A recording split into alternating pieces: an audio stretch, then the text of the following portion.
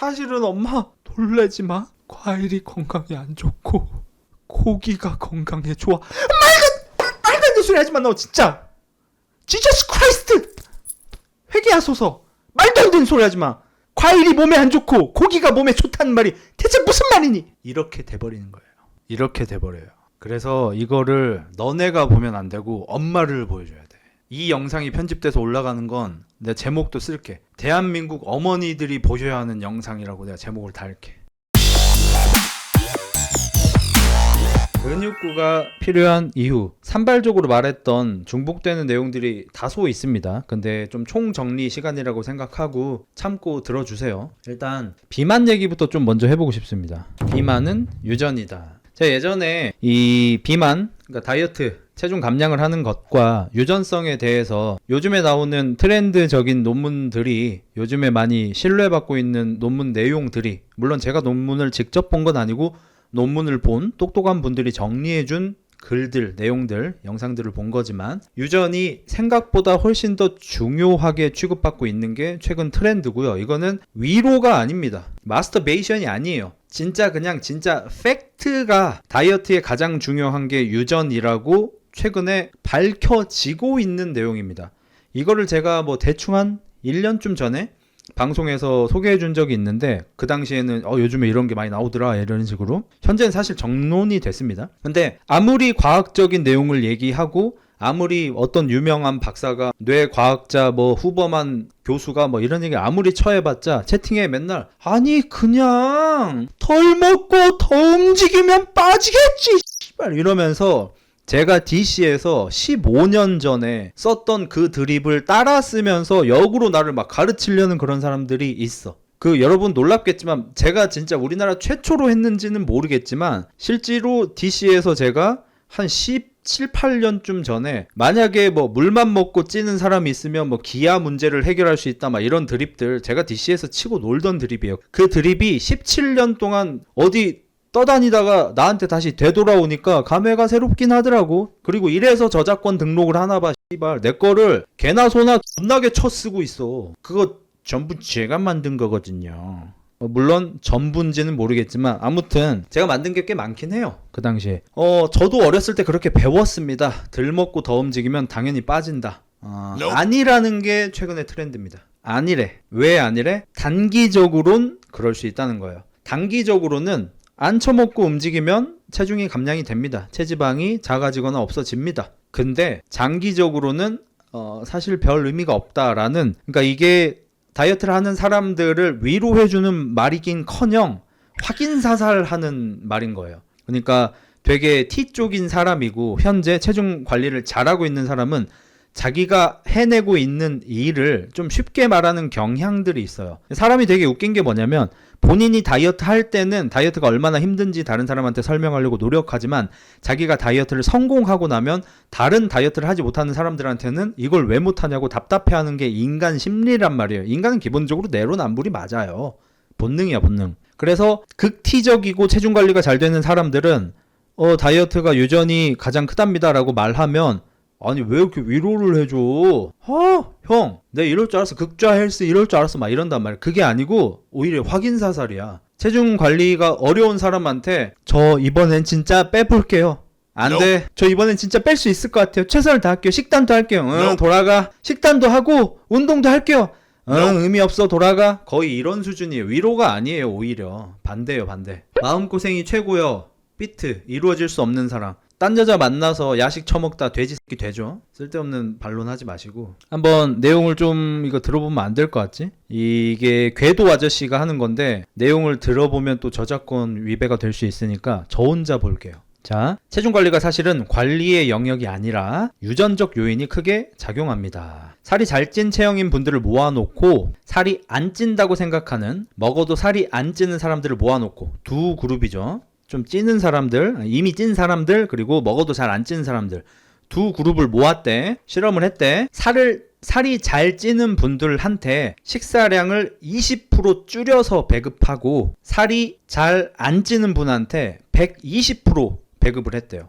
그리고 실험의 결과 살이 잘 찌는 분들은 20% 칼로리를 제한시켰지만 체중이 오히려 증가했고, 살이 잘 안 찌는 분들은 20%더 먹게 했는데 오히려 체중이 유지되거나 살짝 빠진 분도 있다고 합니다. 그리고 이제 이동진 평론가도 여기 나오셔가지고, 이분이 이제 책을 많이 봐서 이런 지식이 굉장히 많으시더라고요. 현대의 이 다이어트 광고가 자책감을 좀 악용한다고 말씀하셔요. 살이 찐 사람을 보면 야, 너 관리 안 하냐? 게으르네, 자기 관리가 안 돼 있는 사람이다 라고 얘기를 하지만 유전적인 요인이 너무 크다는 거죠. 그러니까 제가 이런 자료들을 최근 몇 년 전부터 많이 취득을 하고 있기 때문에 그 이영표 아저씨의 재능은 허상이다, 아무것도 아니다, 노력으로 다 커버한다, 이런 얘기를 좀 싫어하는 거예요. 사실이 아니에요. 재능이 아무것도 아니라는 얘기는. 왜냐하면 유전이 너무 중요하거든요. 그리고 이런 얘기를 하면 또 항상 이 루저들이, 패배주의자들이 들러붙어요. 아, 그럼 어차피 안 빠지는 거니까 노력 안 해야겠다. 저는 그런 사람을 되게 싫어하죠.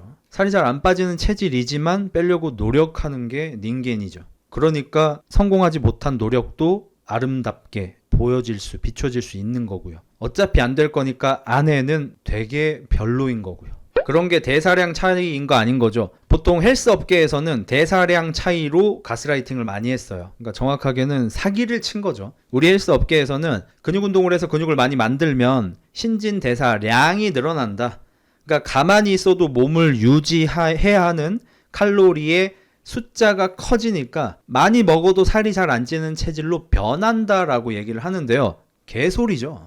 존나 개소리입니다. 말도 안 되는 개소리죠. 왜냐면 뭐 정확한 수치는 제가 기억이 안 나지만 근육이 1kg 증가할 때 늘어나는 신진대사량의 칼로리가, 내가 더 먹어도 되는 칼로리가 많아요. 아니 쥐만해요. 그러니까 막말로 내가 근육 1kg가 늘어나면 뭐 대충 밥 한 숟가락 정도 더 먹을 수 있습니다. 우수님의 표현을 빌리자면 하루에 쌀밥 3공기가 필요한 사람은 태릉 선수촌급 운동량을 가진 사람이다, 이어야 한다 라고 말씀을 하실 정도로, 태릉 선수촌이 우리나라에서 아마 가장 열심히 하는 운동 그룹 군일 거 아니에요. 그 사람들조차도 흰밥 3공기 정도를 허락받는 정도 수준의 운동량인 거예요. 그리고 운동선수들이 은퇴하고 나서 아주 빠르게 10대지가 되어가는 건 여러분 많이 보셨을 거고, 체질이 바뀌면 왜 그렇게 빨리 돼지가 되겠어요.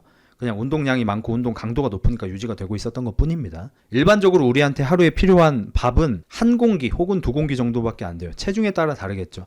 45kg 나가는 여자랑 저랑 같은 양을 기대해서는 안 되겠죠. 그러니까 저 같은 놈이 하루에 밥 2공기 정도가 필요한 거고, 날씬하신 분들이 1공기 정도가 필요한 거고, 운동량이 진짜 많고 운동 강도가 진짜 높고 이런 분들이 하루에 밥 3공기 정도가 필요하다는 거예요. 우리가 하루에 3끼 밥을 먹고 매 끼마다 1공기 이상의 밥을 먹어야 한다는 게 이 건강의 척도였던 시기가 길잖아요. 제가 어렸을 때를 생각해봐도 80년대는 정확하게 기억 안 나고 90년대 혹은 00년대까지만 기억해도 뭐 한국 사람은 밥심이다, 아침을 먹어야 뭐 힘이 난다, 아침을 먹어야 뭐 공부가 잘 된다, 머리가 돌아간다, 이런 얘기들이, 이런 개구라들이 그냥 숨쉬듯이 방송에서 나왔어요. TV만 틀면 이런 구라를 쳤어요. 쇼닥터들이랑 연예인들이, 아주머니들 모아놓고. 다 개구라죠. 그렇게 많이 칼로리 필요 없습니다, 우리 인간한테. 특히 탄수화물 칼로리가. 그러면 하루 3끼 3공기, 밥 3공기가 고봉밥으로 있는 3끼 식사가 필요했던 시기는 언제죠? 농경사회죠. 농경사회는 하루에 10시간씩 육체 노동을 하잖아요. 지금 같은 때에도 뭐 물론 한낮은 좀 피하지만 땡볕에서 밭일을 하고 논일을 하고 물 대고 물 빼고 소 여물 주고 막 그런 일들을 계속 하잖아. 이러면 탄수화물이 많이 필요하죠. 진짜 연료로서. 근데 현대인들은 뭐 쿠팡 뛰고 뭐 배달하시고 이런 분들은 육체 노동 많이 하시겠지만, 더 많은 사람들은 의자에 앉아있는 시간이 길잖아요. 이런 사람들한테 밥 3공기가 필요할 리가 없죠. 그리고 헬스장 가서 한두 시간 열심히 운동한다고 해서 갑자기 밥을 많이 먹어도 살이 안 찌는 체질로 변하고 이럴 일이 없죠. 이 말이 안 되는 거죠. 헬스가 씨발 무적 치트키예요. 10시간 농사일하고 비비게 한두 시간 쇠질 좀 해놓고. 말이 안 되겠죠. 그래서 제가 하고 싶은 말은 뭐냐, 어차피 유전이니까 하지 말자? 아니죠. 유전적으로 살을 빼기 힘든 사람들이 노력하는 걸 보고 뭐 자기 관리가 안 된다, 씹돼지 새끼야, 이렇게 놀릴 필요가 없다는 거고, 사실 저는 이거보다 더 말씀드리고 싶은 게 뭐냐면, 체중 관리 좀 되고 있는 거 가지고 가오 좀 그만 쳐잡았으면 좋겠어요. 전 사실 최근에 슈퍼맨에 많이 나오는 모 의사를 좀 싫어하거든요. 그분을 싫어하게 된 계기가, 그분이 예전에 어디 뭐 비타민 같은 데 쳐나와가지고 서장훈 아저씨가 주인공이었는데 뭐 농구 얘기를 이렇게 하는데 막 시큰둥해서 혹시 뭐 다른 운동 좋아하세요? 저는 골프 칩니다. 농구 같은 건 잘 모르고요. 이 지랄 하는 걸 보고 저 새끼 뭐지 싶어서 그게 한 20년도 더 된 일인 것 같은데 서장훈 아저씨가 현역일 때였어요. 말년일 때. 한 20년째 싫어하고 있는데 그분이 그 모 정신과 의사, 형제 정신과 의사 알죠? 그 중에서 그 형님분인 줄 착각하고 있었어. 그래서 그 형님을 싫어하고 있었어. 최근까지. 근데 내가 착각했더라고. 다른 분이었더라고. 조금 닮아가지고. 미안합니다. 정신과 의사님. 아무튼 그 다른 사람인데 그 쇼닥터로 유명한 사람이 있어요. 그 사람이 요즘에 쇼츠에 되게 많이 나오고요. 다이어트 아는 척 오지게 처하면서 자기가 체중 관리하는 거 이런 거 자부심을 되게 느끼는데 씨발 그냥 마른 게 뭐 그렇게 자랑인지를 모르겠어 나는. 그냥 마른 거잖아. 그게 뭔 자랑인 거야. 그게 뭐가 우월한 거고 뭐가 자랑인 거야. 또 아닌 거잖아 그냥. 마른 사람 널렸는데. 장원영이야? 장원영 정도면 자랑할 만하지. 누군지 말하면 씨발 고소당할 수가 있잖아. 그 짝은 또 돈이 많으니까 누군지 말할 수 없죠 당연히. 의사들이 고소 잘해요. 아무튼 그래. 참고로 말씀드리자면 최근에 저속노화 밀고 있는 그분은 아닙니다. 그분은 좋아합니다. 그분 쇼츠 나오면 잘 보고 있습니다. 라스도 재밌더라고. 풀로 보지는 않았지만. 뭐 아무튼 그래. 그래서 체중 관리를 잘하고 계신 분들이 좀 그만 나댔으면 좋겠어요. 그리고 제가 이걸 뭐 체중 관리 잘하는 분들한테만 이런 잣대를 들이미는 건 아니죠. 저는 헬스 유튜버였음에도 불구하고 근육 만들어서 가오 좀 그만 잡아라. 경량급 복서한테도 5초 컷이다. 유튜버 중에 제일 처음 말한 게 접니다. 헬스 유튜버 중에. 이런 저한테 뭐 센 척을 한다, 싸움 잘한 척 한다 라고 하는 역사를 모르는 분들이 계시지만 헬스인들아 너네 싸움 못하니까 제발 지랄 좀 하지 말아라고 처음으로 말한 헬스 유튜버가 접니다. 6년 전에. 사실 그 더 전부터 DC에서도 얘기했었고 좀 또 아닌 거 가지고 가오 좀 그만 쳐잡았으면 좋겠어요. 헬스 그냥 니들이 좋아서 하는 거잖아. 근육 좀 잘 붙는 체질로 태어난 거잖아. 남성 호르몬 수치 좀 높고 성장 좀 잘 나오고 그리고 씨발 할 거 없으니까 그냥 쇠 좀 들다가 몸 좋아진 건데 뭘 그렇게 가오를 쳐잡는지를 모르겠고 날씬한 것도 마찬가지고. 근데 그것 때문에 뜬 거 아니에요? 패션 근육쟁이들 지적해서? 제가 지적 안 한 근육쟁이가 있나요? 패션 근육쟁이만 지적했나요? 보디빌딩을 뷰티 콘테스트라고 하는 사람인데 그렇죠. 저는 헬스인들을 막 이렇게 방어해주고 최고 헬스 사이코 이런 사람이 아니죠.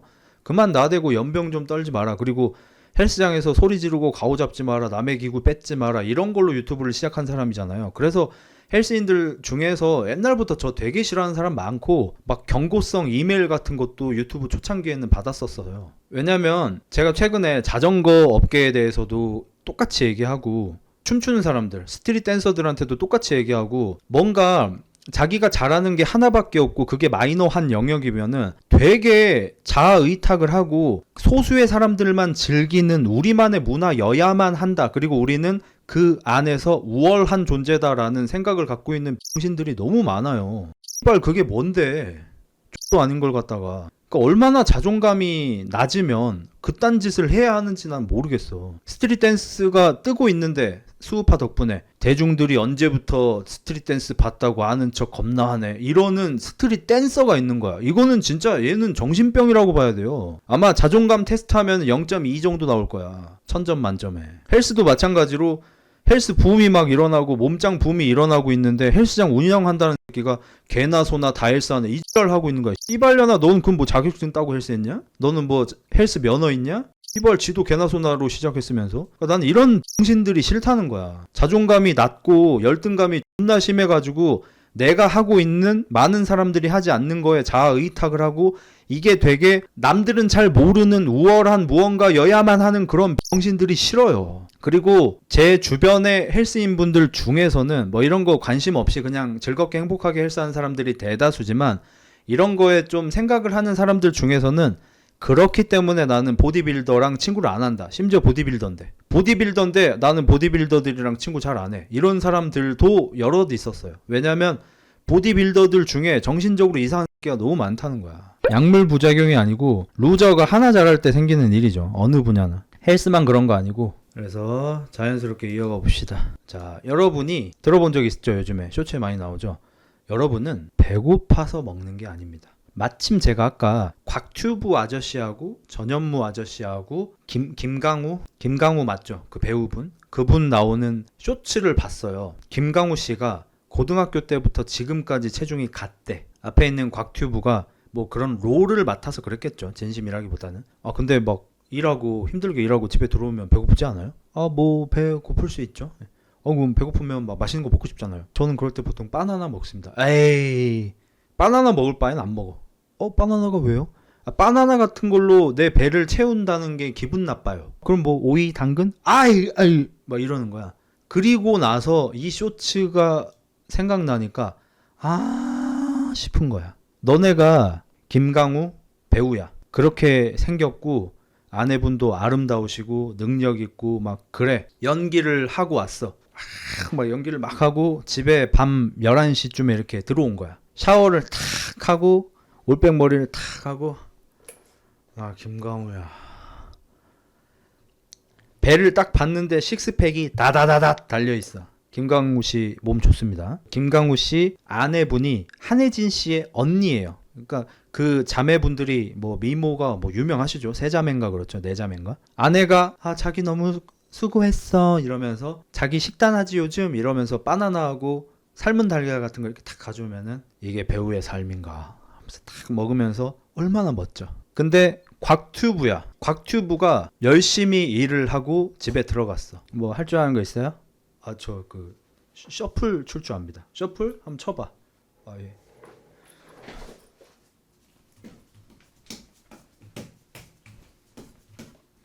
그게 셔플이야? 이거 저 2달 동안 연습했는데. 이러고 집에 들어갔어. 샤워를 탁 하고 거울을 딱 봤는데 곽튜브야. 배를 딱 봤는데 그래. 밖에 나와서 거기 치킨집이죠. 늘 먹던 걸로 부탁드립니다.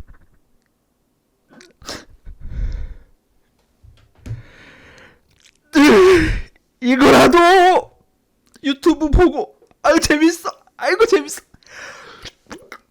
이거라도 맛있다. 이 맛에 살지. 너무 맛있다. 재밌다. 과연 여러분이 배가 고파서 먹는 걸까요? 우리가 과연 배가 고파서 야식을 먹을까요? 아닙니다. 이제 영상 링크가 사라져서 정확하게 알려드리진 못하겠지만 뭐 어떤 유명한 의사가 나왔겠죠. 뭐 대충. 그리고 뭐 여러분 배고파서 음식을 드시는 게 아닙니다.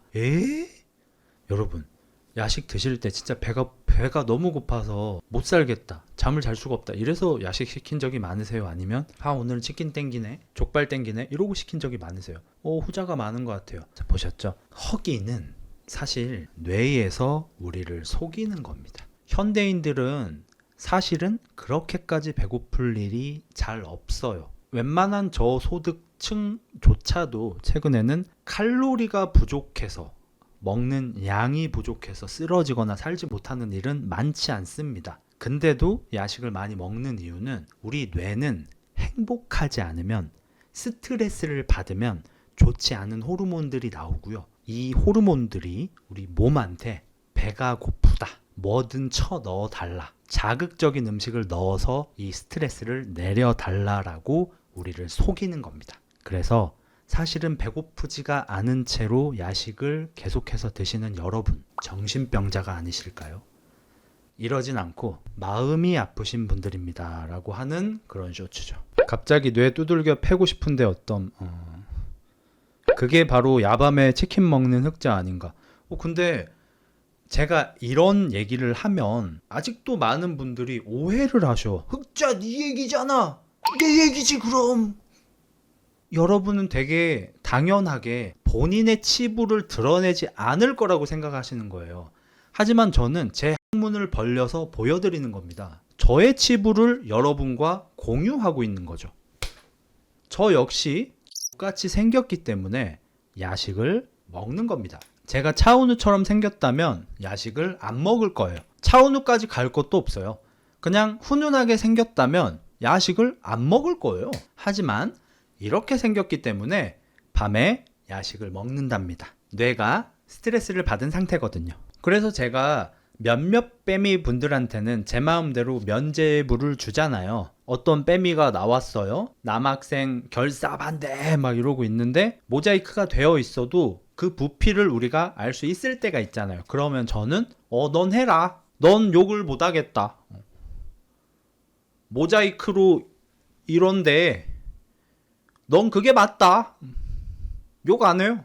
제가 꾸준히 말씀드리잖아요. 그래서 나는 오히려 예쁘장하게 생긴 애들이 꼴받게 하면 더 꼴받는다니까 나는. 근데 누군가한테는 그게 어쩔 수 없는 선택이 아닌 의무가 되어 있는 분들이 계셔. 태어났는데 빼미 군대를 40년 가야 하는 그런 운명으로 태어난 분들이 계셔. 뭐 대충 한 12세부터 군입대를 하는 거죠. 빼미군을. 그리고 40년 복무를 하는 거죠. 그 사람들을 욕할 생각이 없어요. 넌 해. 그게 맞아. 근데 약간 애매하게 예쁘장한 애들인데 이 사회가 뭐 운동장이 뭐 어떻게 되고 씨발 뭐 니 새끼들 때문에 내 연봉이 어떻고 그래도 남자가 지분해야지. 이게 꼴 받는다는 거예요. 저는 되게 오랫동안 예쁘지 않은 여성분들을 지지하고 있습니다. 형 진짜 인생 똑같이 불공평하긴 해. 군복무 다 하고 나면 캣맘도 돼야 하잖아. 그렇지요. 내가 낳지도 않은 고양이를 위해서 또 말년을 보내야 하지요. 그분들한테 너무 뭐라고 하지 맙시다. 말년에 군견병까지. 캣맘하고 군견병은 나뉜다고요. 살찌기 전에는 배고파서 배달시켰는데 살찐 다음부터 오늘은 뭘 처먹을까 하고 어플 보고 있음. 저도 그랬던 기간이 꽤 길죠. 그리고 그때 건강이 좀 안 좋아졌고 그때 보면은 확실히 좀 정신적으로 약간 문제 혹은 데미지가 있었을 때죠. 최근에는 이제 야식을 잘 안 먹거든요. 이제 아무래도 조금 스트레스가 적은 상태니까 그런 것 같고 저는 최근에 이제 이런 스트레스 관리를 이제 라이딩으로 하고 있는 거예요. 그래서 뭐 아내랑 재밌게 놀고 흑구랑도 재밌게 놀고 이런 것도 필요하지만 아무래도 옷도 닦아라. 남자니까 뭔가 자기만의 무언가가 필요하긴 해요. 고독한 시간도 필요하고 저도 외로운 늑대 이고픈 시간이 있을 거 아니에요. 뭐 하루에 한두 시간 정도 혹은 일주일에 하루 정도 이런 식으로 이제 그럴 때 이제 라이딩으로 저의 이런 점들을 해소를 하고 그러다 보니까 이제 최근에는 좀 스트레스 관리가 좀 잘 되고 있죠. 그래서 그런지 야식이 좀 잘 안 땡겨요 이제. 뭐 지금도 치킨을 먹고 싶은 생각이 지금 실제로 안 들어요. 참는 게 아니고. 흑닭은 되게 자주 먹습니다. 전 개인적으로 닭가슴살 그 뜯어가지고 데워서 이렇게 먹고 이런 게 좀 귀찮아서 바로 먹는 닭을 좀 많이 먹고요. 바로 먹는 닭 고추 참치 맛을 요즘에 좀 많이 먹고 있고 아니면 아예 기본 맛. 그리고 볶음밥은 항상 뭐 말씀드리지만 닭갈비 볶음밥을 가장 좋아합니다. 한 신라면 정도 맵기에 딱 이렇게 매콤하게 먹을 수 있는. 그리고 이제 최근에 나온 오뚜기에서 만든 더빅 볶음밥 3종 있죠. 그런 것도 좋아하고 술도 이제 한 달에 한 번 정도로 줄였습니다. 한 달에 한 번이라고 해봤자 한 캔이긴 한데 한 달에 한두 캔 정도 먹고 있어요. 어차피 도수 높은 건 안 좋아하고 제가. 그리고 제목이 예쁘지만 당뇨 전 단계 30대 여자 인플루언서 근육 키워라. 예쁜 당뇨. 이제 아마 미국 유튜버 같은 걸로 보이고 굉장히 아름다운 분이세요. 나이도 이제 30대 한 초중반 정도밖에 안 돼 보이시고 실제 나이는 제가 모르지만 근데 자기 인스타 팔로워들한테 라이브 영상을 하는 것 같은데 인친들 반가워 이렇게 말하면 조금 재수없을 수 있지만 나는 아마 미국의 여성들이 바라는 몸매에 굉장히 부합하는 사람일 거야. 이었고 지금도 상당히 그렇고 근데 내가 너네한테 진짜 진심으로 하고 싶은 말이 있는데 최근에 내가 건강에 문제가 생겨서 1, 2년 정도 굉장히 고생을 했고 현재 나는 당뇨 바로 직전 단계야. 그래서 신진대사 같은 게 좀 힘들어져서 병원에서 관리도 받고 막 이렇게 하고 있는데 내가 너네한테 정말 하고 싶은 말은 근육을 만들어라 라는 거야. 근육은 당을 없애는 공장 같은 거라고 생각해. 그리고 미국인들은 당을 굉장히 많이 먹잖아. 아이스크림도 많이 먹고 도너츠도 먹고 등등등 과자도 많이 먹고 우리는 이 당을 분해하고 사용할 수 있는 능력이 매우 젊을 때만 좀 가지고 있어.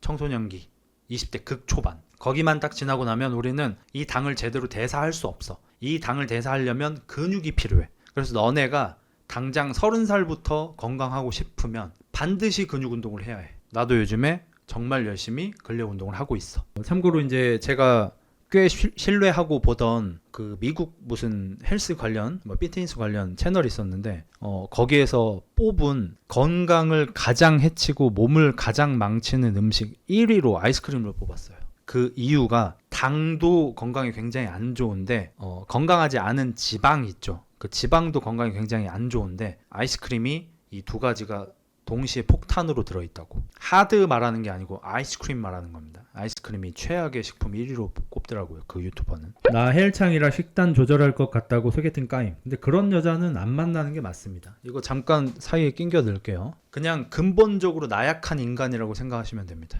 뭐 물론 저렇게 말하는 사람이 전부 다 그렇진 않겠지만 그냥 성향 경향상 그렇다고 볼 수 있는 게, 만약에 진짜 페미니즘하고 자기 독립적이고 자기 주체적인 사람이면 자기 남자친구가 뭐야, 자기 남편이 식단 조절을 하는 사람이어도, 바디빌더라도 네가 식단을 하든 말든 나랑 뭔 상관이야, 난 처먹을 거야 하고 처먹을 거 아니에요. 그게 사실 건강한 정신을 가진 사람인데, 아직 사귀지도 않고 소개팅 받을 사람이 심지어 식단을 하고 있다는 말도 아니고 할 것 같다는 예상으로 밴을 하는 사람이면 안 만나는 게 맞아요. 스트레스 받을 일이 많습니다. 제가 이번에 이제 넷플릭스에 추천으로 떠서 우연히 모태솔로지만 연애하고 싶어? 라는 무슨 그 또 리얼리티 연애 프로그램이 하나 생겼길래 봤는데, 거기에 나오는 여자 출연자분 중에 한 명이 지금 좀 쎄하거든요. 쎄한 이유가 별게 아니고요. 아내랑 같이 보고 있었는데 등장하고 2초 만에 아 쎄한데 내가 이랬어요. 왜? 아 불만 존나 많아 보이는데, 김구라상인데, 약간 이랬어요 제가. 그러니까 아 진짜? 조금 지나자마자 불만을 토하기 시작하는 거예요. 자기는 어떤 남자가 싫고 어떤 남자가 싫고 어떤 남자가 싫고 이런 게 싫고 저런 게 싫고, 아 젓가락 막 이렇게 하는 사람 싫어요. 고집이 진짜 센 사람인 거예요. 아니 20N년 동안 이 젓가락질을 안 고친 거 아니에요. 아 그리고 저는 뭐 이런 사람도 싫고요 저런 사람도 싫고요. 이런 사람을 만나면 스트레스 존나 받습니다. 저는 2초 만에 감지했어요 그걸. 닌 뭔데 니는. 얼굴에 이미 짜증이 있어요 그런 사람들은. 근데 김구라 아저씨는 제가 좋아하거든요.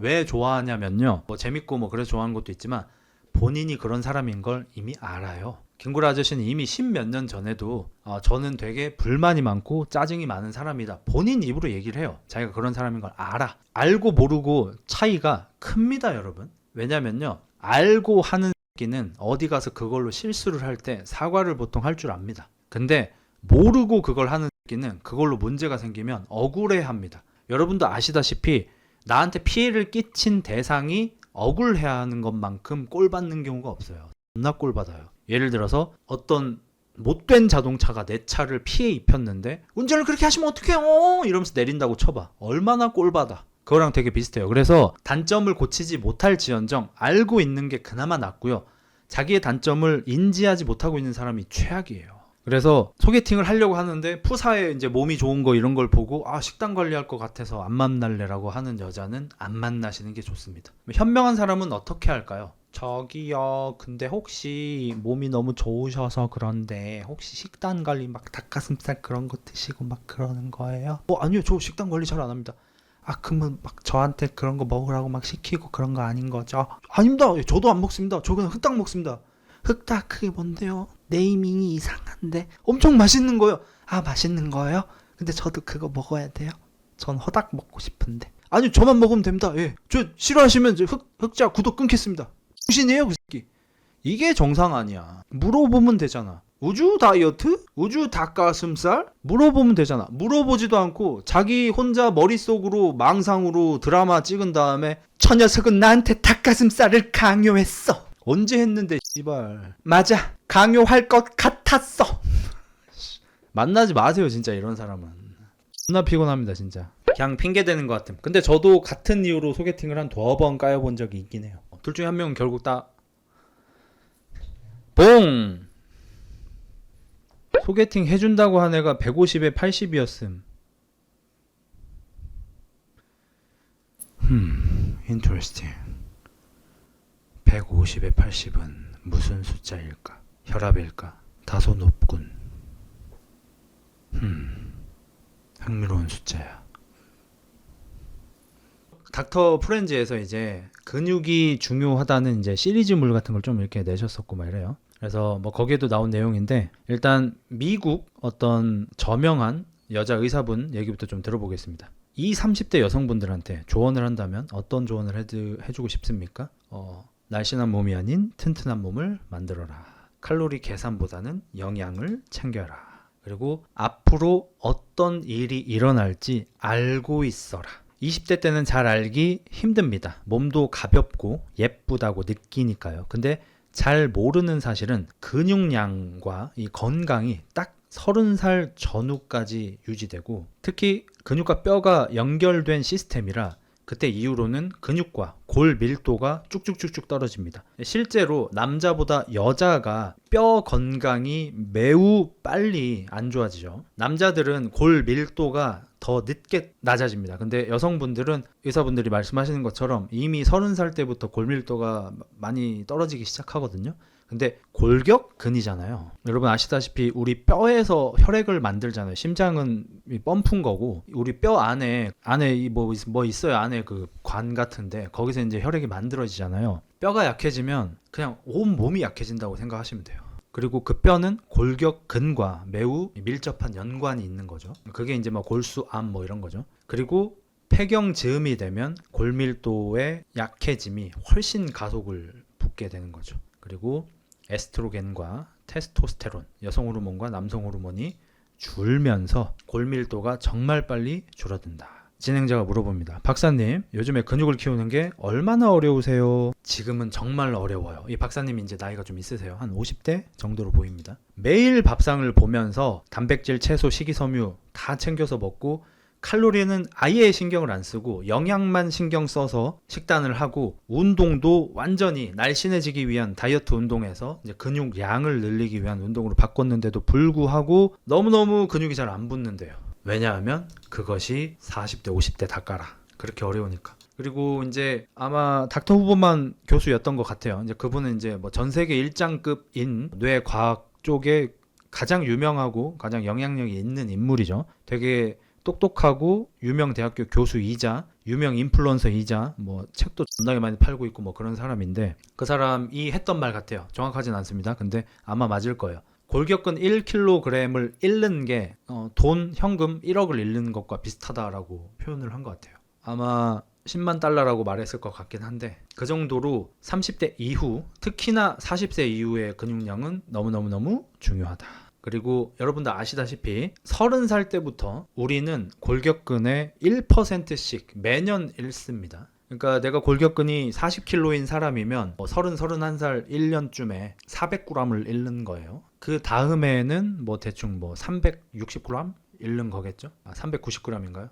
그 다음에는 또 뭐 380g 잃고 뭐 이런 식으로 1%씩 계속 잃게 된대요. 너무너무 무섭죠. 그러니까 뭐 지금 20대 혹은 30대 초중반 정도인 사람분들은 뭐 건강을 위해서, 멋진 몸을 위해서 근육을 만들어야겠지만, 뭐 그게 괜찮지만, 30대가 들어섰는데 아주 운동을 처음 해본 분이라든지 건강이 자신 있지 않은 30대 이후의 분들이라면 이제 그냥 근육을 지키는 것만으로도 굉장히 중요한 일을 하고 있는 거죠. 고민, 어머니가 단백질을 생선 한두 조각 드시기 힘들다고 안 드심, 어떻게 해야 단백질을 더 드시게 할 수 있을까요? 엄마 단백질 먹이기. 아동 제목 아닙니다. 오해하시면 안 돼요. 엄마 단백질 먹이기, 노딱받기 딱 좋은 제목인데 은유적 표현이 아닌 정말 엄마 프로테인 먹이기입니다. 이상한 소리 좀 안 하셨으면 좋겠고요. 만약에 진짜 그런 거라면 아빠랑 상의해야지, 내가 어떻게 할 게 아니라. 엄마를 단백질을 어떻게 먹이냐, 매우 어렵죠. 근데 님부터가 자세를 바꿔야 돼요.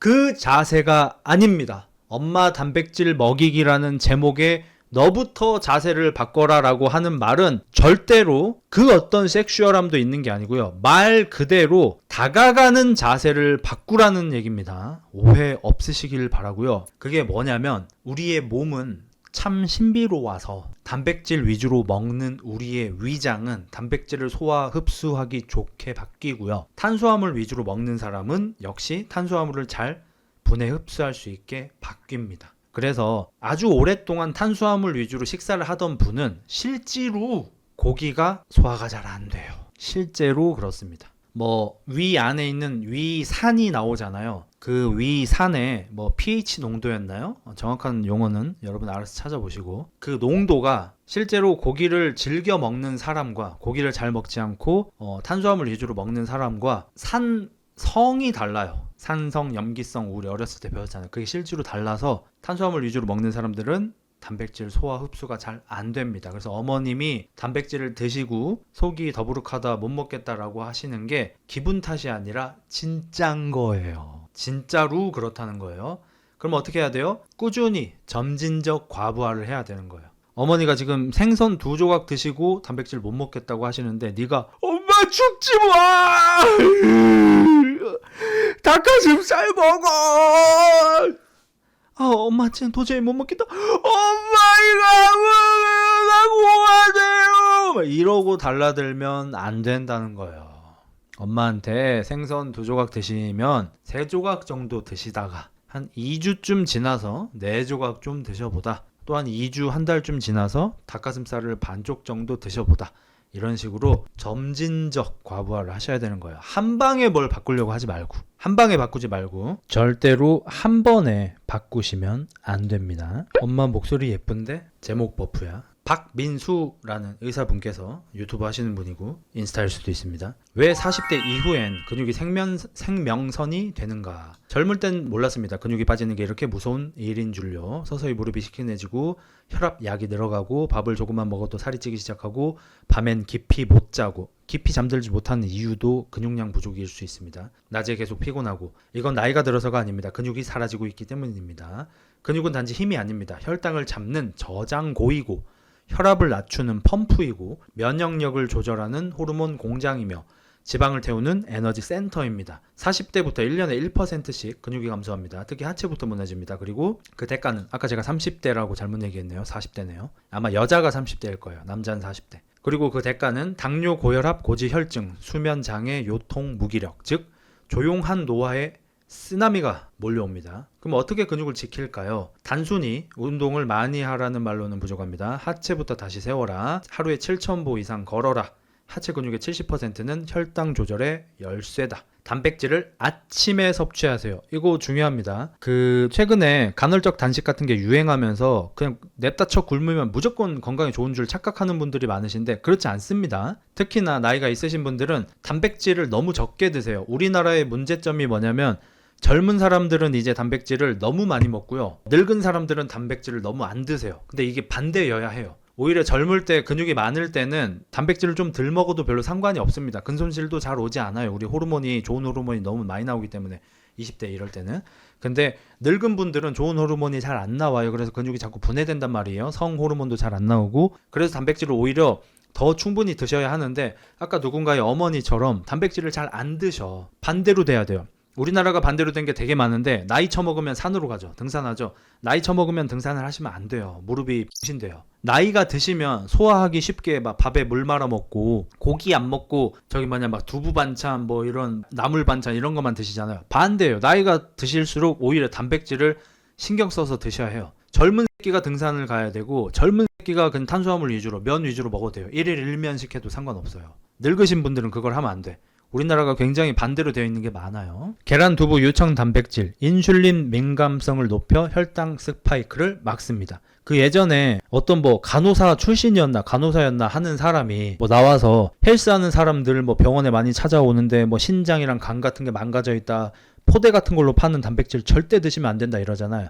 솔직히 그 사람 미국이었으면 고소당했습니다. 그 사람.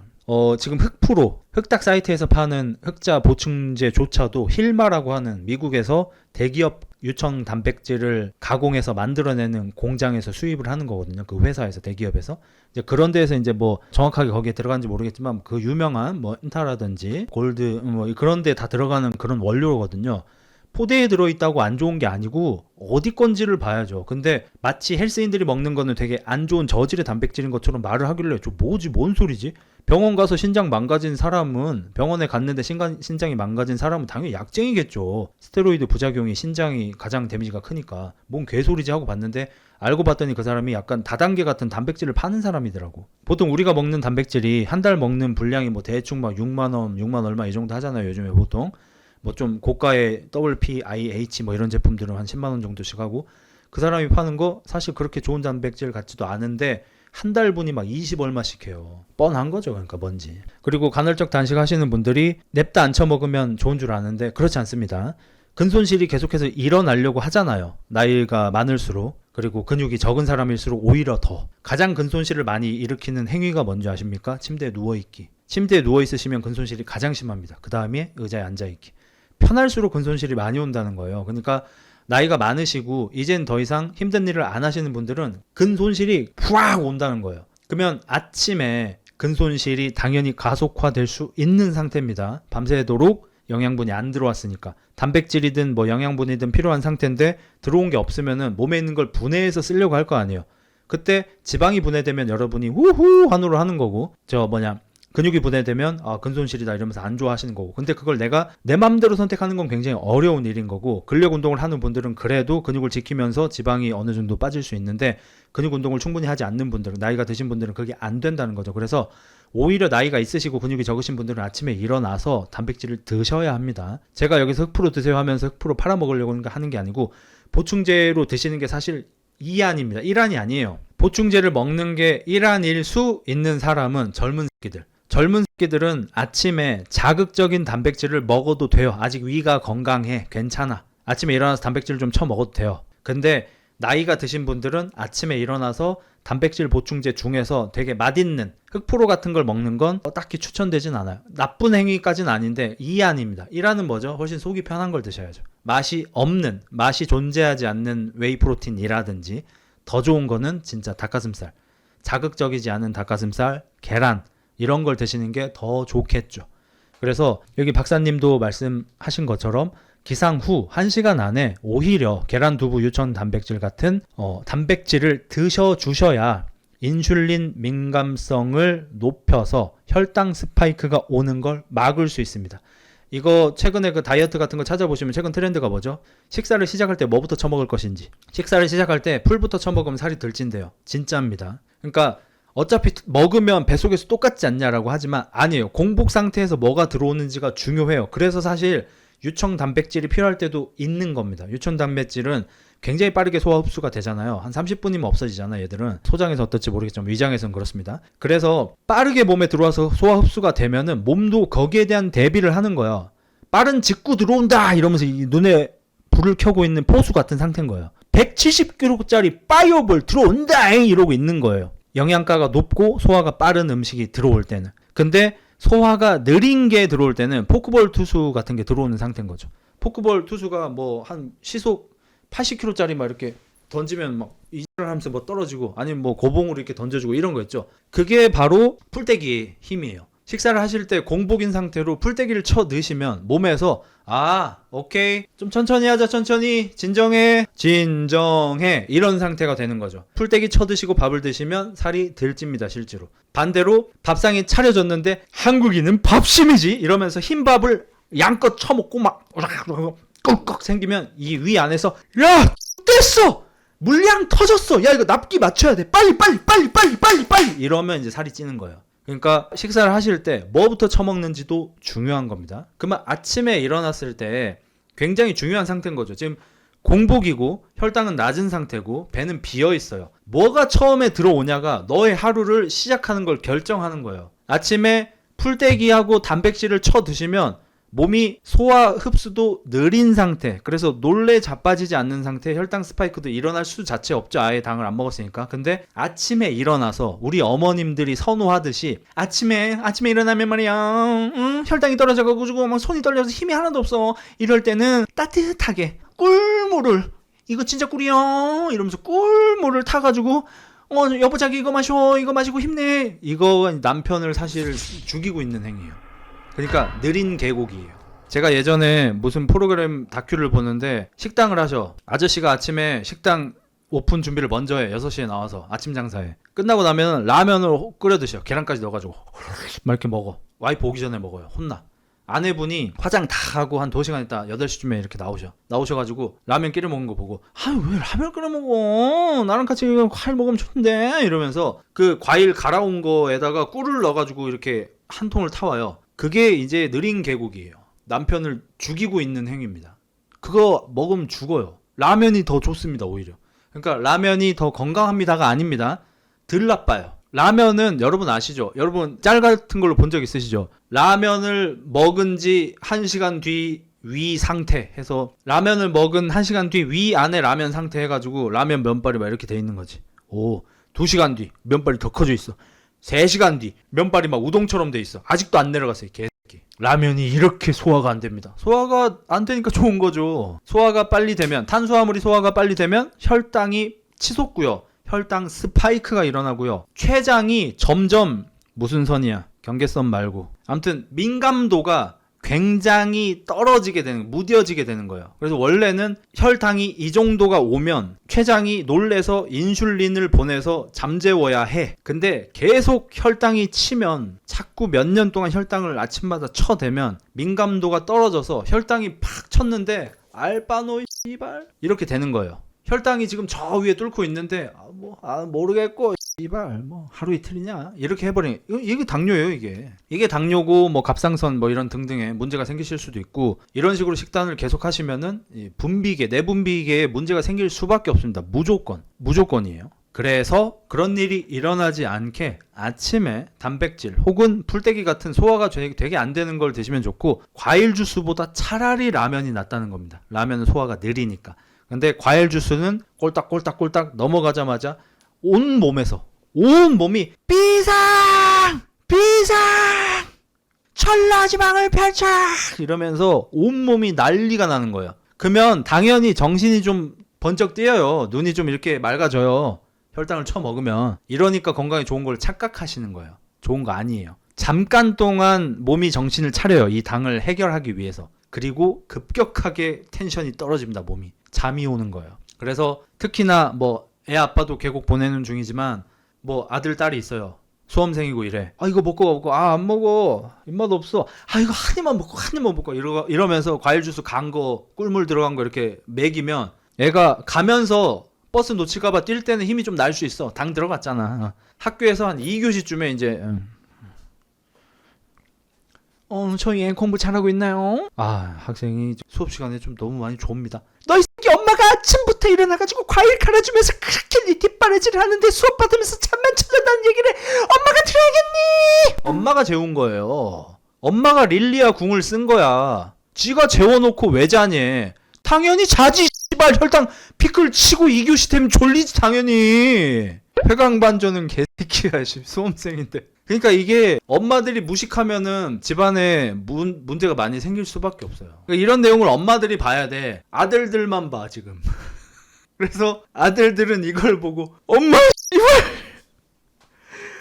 아빠가 불쌍하게 캐고 이러고 다음날 엄마가 과일 주스 딱 갈아서 주면 엄마 난 안 먹어. 엄마가 힘들게 이거 갈았는데 너 또 엄마 아침에 과일 주스 먹으면 건강에 안 좋대.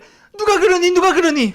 엄마가 비타민을 지금 12년째 한 주도 안 빼놓고 매주 보고 있는데 거기 나오는 박사님들이 과일이 몸에 좋다고 얼마나 말씀하시는데, 엄마 그거 우리나라 이거 낙농업계 막 이런 거 뭐 살려야 되니까 과일이 안 좋다 막 이런 거 말을 못 하는 거야. 사실은 엄마 놀라지 마. 과일이 건강에 안 좋고 고기가 건강에 좋아. 말도 안 되는 소리 하지 마. 너 진짜. 지저스 크라이스트. 회개하소서. 말도 안 되는 소리 하지 마. 과일이 몸에 안 좋고 고기가 몸에 좋다는 말이 대체 무슨 말이니? 이렇게 돼버리는 거예요. 이렇게 돼버려요. 그래서 이거를 너네가 보면 안 되고 엄마를 보여줘야 돼. 이 영상이 편집돼서 올라가는 건 내가 제목도 쓸게. 대한민국 어머니들이 보셔야 하는 영상이라고 내가 제목을 달게. 아까 그거 엄마 단백질 먹이기 그것만 제목을 좀 수정하고 어떻게 좀 해보자. 뭐 영양학자 우수님의 말을 빌리겠습니다. 과일을 먹을 수 있는 조건의 사람이 잘 없습니다. 뭔가 좀 유식해 보이지 않나요? 저처럼 이렇게 체격이 크고 일반적인 사람들 대비 근육이 많은 남자인 저조차도 제가 과일을 먹어도 되는 때는, 저도 이제 40대라 저 아침에 먹으면 안 돼요. 운동 직후 딱 한 타이밍밖에 없습니다, 여러분. 헬스인들 기준에선 제가 근육이 많지 않을 수 있지만 일반적인 40대 기준으로 저는 건강하고 근육이 많은 사람이잖아요. 저조차도 과일이 허락된 시간이 하루 내내 중에 운동 직후 딱 한 타이밍밖에 없습니다. 그리고 저의 치료사님이 카니보어 같은 걸 좀 하시는 분인데, 카니보어를 하는 사람들은 과일을 그냥 나무에 달린 설탕이라고 부른답니다. 왠지 어감이 미국에서 온 말일 것 같죠? 뭐 슈가 오브 트리 뭐 이런 식으로 말하겠죠, 멋있게. 토마토는 과일이 아니죠, 야채죠. 토마토, 오이, 당근 이런 것들은 상관없죠. 무 뭐 이런 거. 제로 음료는 설탕 음료보다는 나은데 건강에 좋다고 할 수는 없습니다. 물론 저도 못 끊습니다. 그 설탕에 대한 신뢰가 80년대까지는 굉장히 있었어요. 몇 번 말씀드린 거긴 한데, 저 어렸을 때 많이 가난한 동네에 살았잖아요. 판자촌이라고 해요. 근데 판자촌 주택 버전이야. 그러니까 그 산 같은 데에 뭐 이렇게 집이 다다다다다 이렇게 올라와 있는 데가 아니고 평지긴 했어. 거기 어촌이었거든요. 군산이었으니까. 마당이 하나가 있고 옆에 판잣집이 다다다다 이렇게 원형으로 있는 거예요. 그런 데 살았는데 저소득층, 뭐 거긴 모두가 저소득층이었지만 할머니가 사셨는데 아침에 일어나면 설탕물을 타서 드시고 일을 나가셔. 왜? 힘이 없으니까. 그거는 살려고 먹는 거예요. 그러니까 그분이 가진 돈으로 아침에 몸을 움직일 정도로 영양분을 줄 수 있는 음식이 설탕 말고 없어요.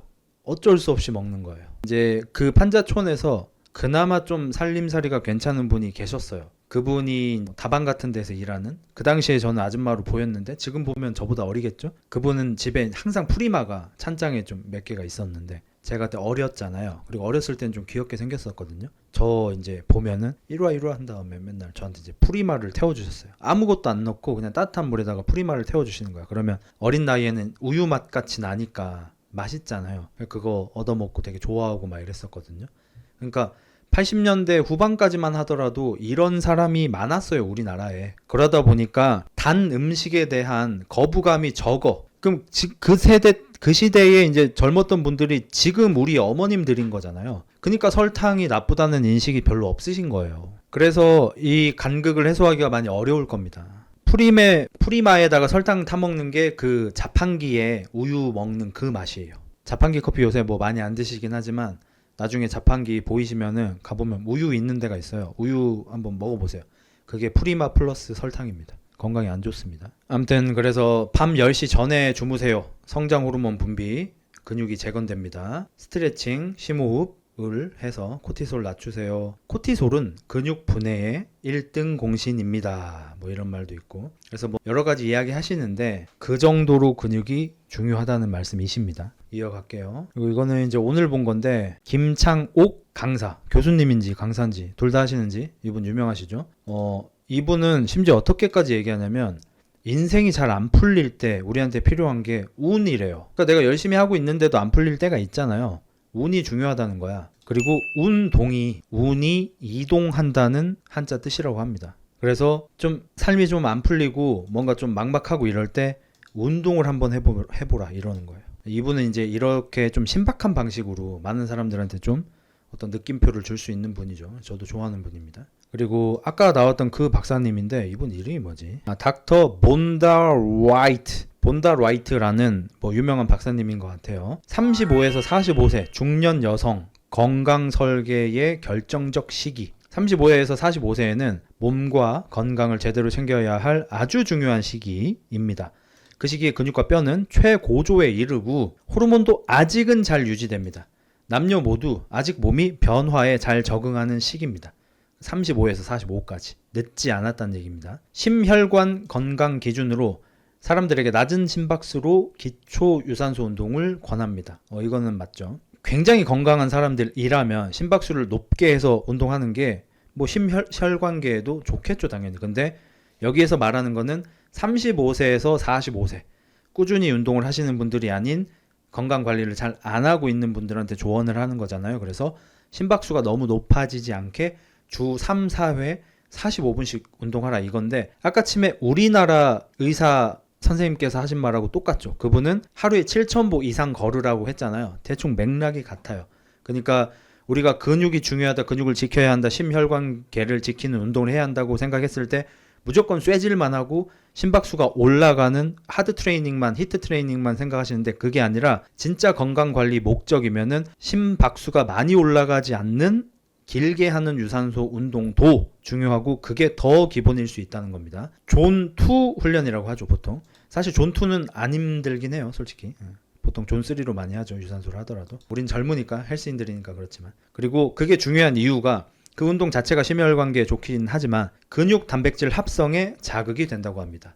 자, 형 벌크업 중인데 유산소 해야 돼요? 정답 나왔죠. 저강도 유산소 운동을 45분 정도 주 3, 4회씩 진행하면 근육 합성이 더 잘 된다고 블라블라 유명 교수님이 말을 합니다. 요즘에 슬로우 러닝 많이 하라고 하잖아. 실제로 슬로우 러닝을 해야 빠른 러닝 실력이 좋아지죠. 이제 일반적으로 이제 회복 러닝 개념으로 알고 있는데 몸의 회복 시스템, 합성 시스템을 약간 건드려주는 건가 봐요. 제가 깊이 공부해보진 않았지만 예상하기론 그렇습니다. 저강도 유산소 운동을 꾸준히 무리하지 않게 해주는 게 고강도 훈련을 할 수 있게 몸이 대비할 수 있게 만들어주는 회복 과정을 자극하는 것 같습니다.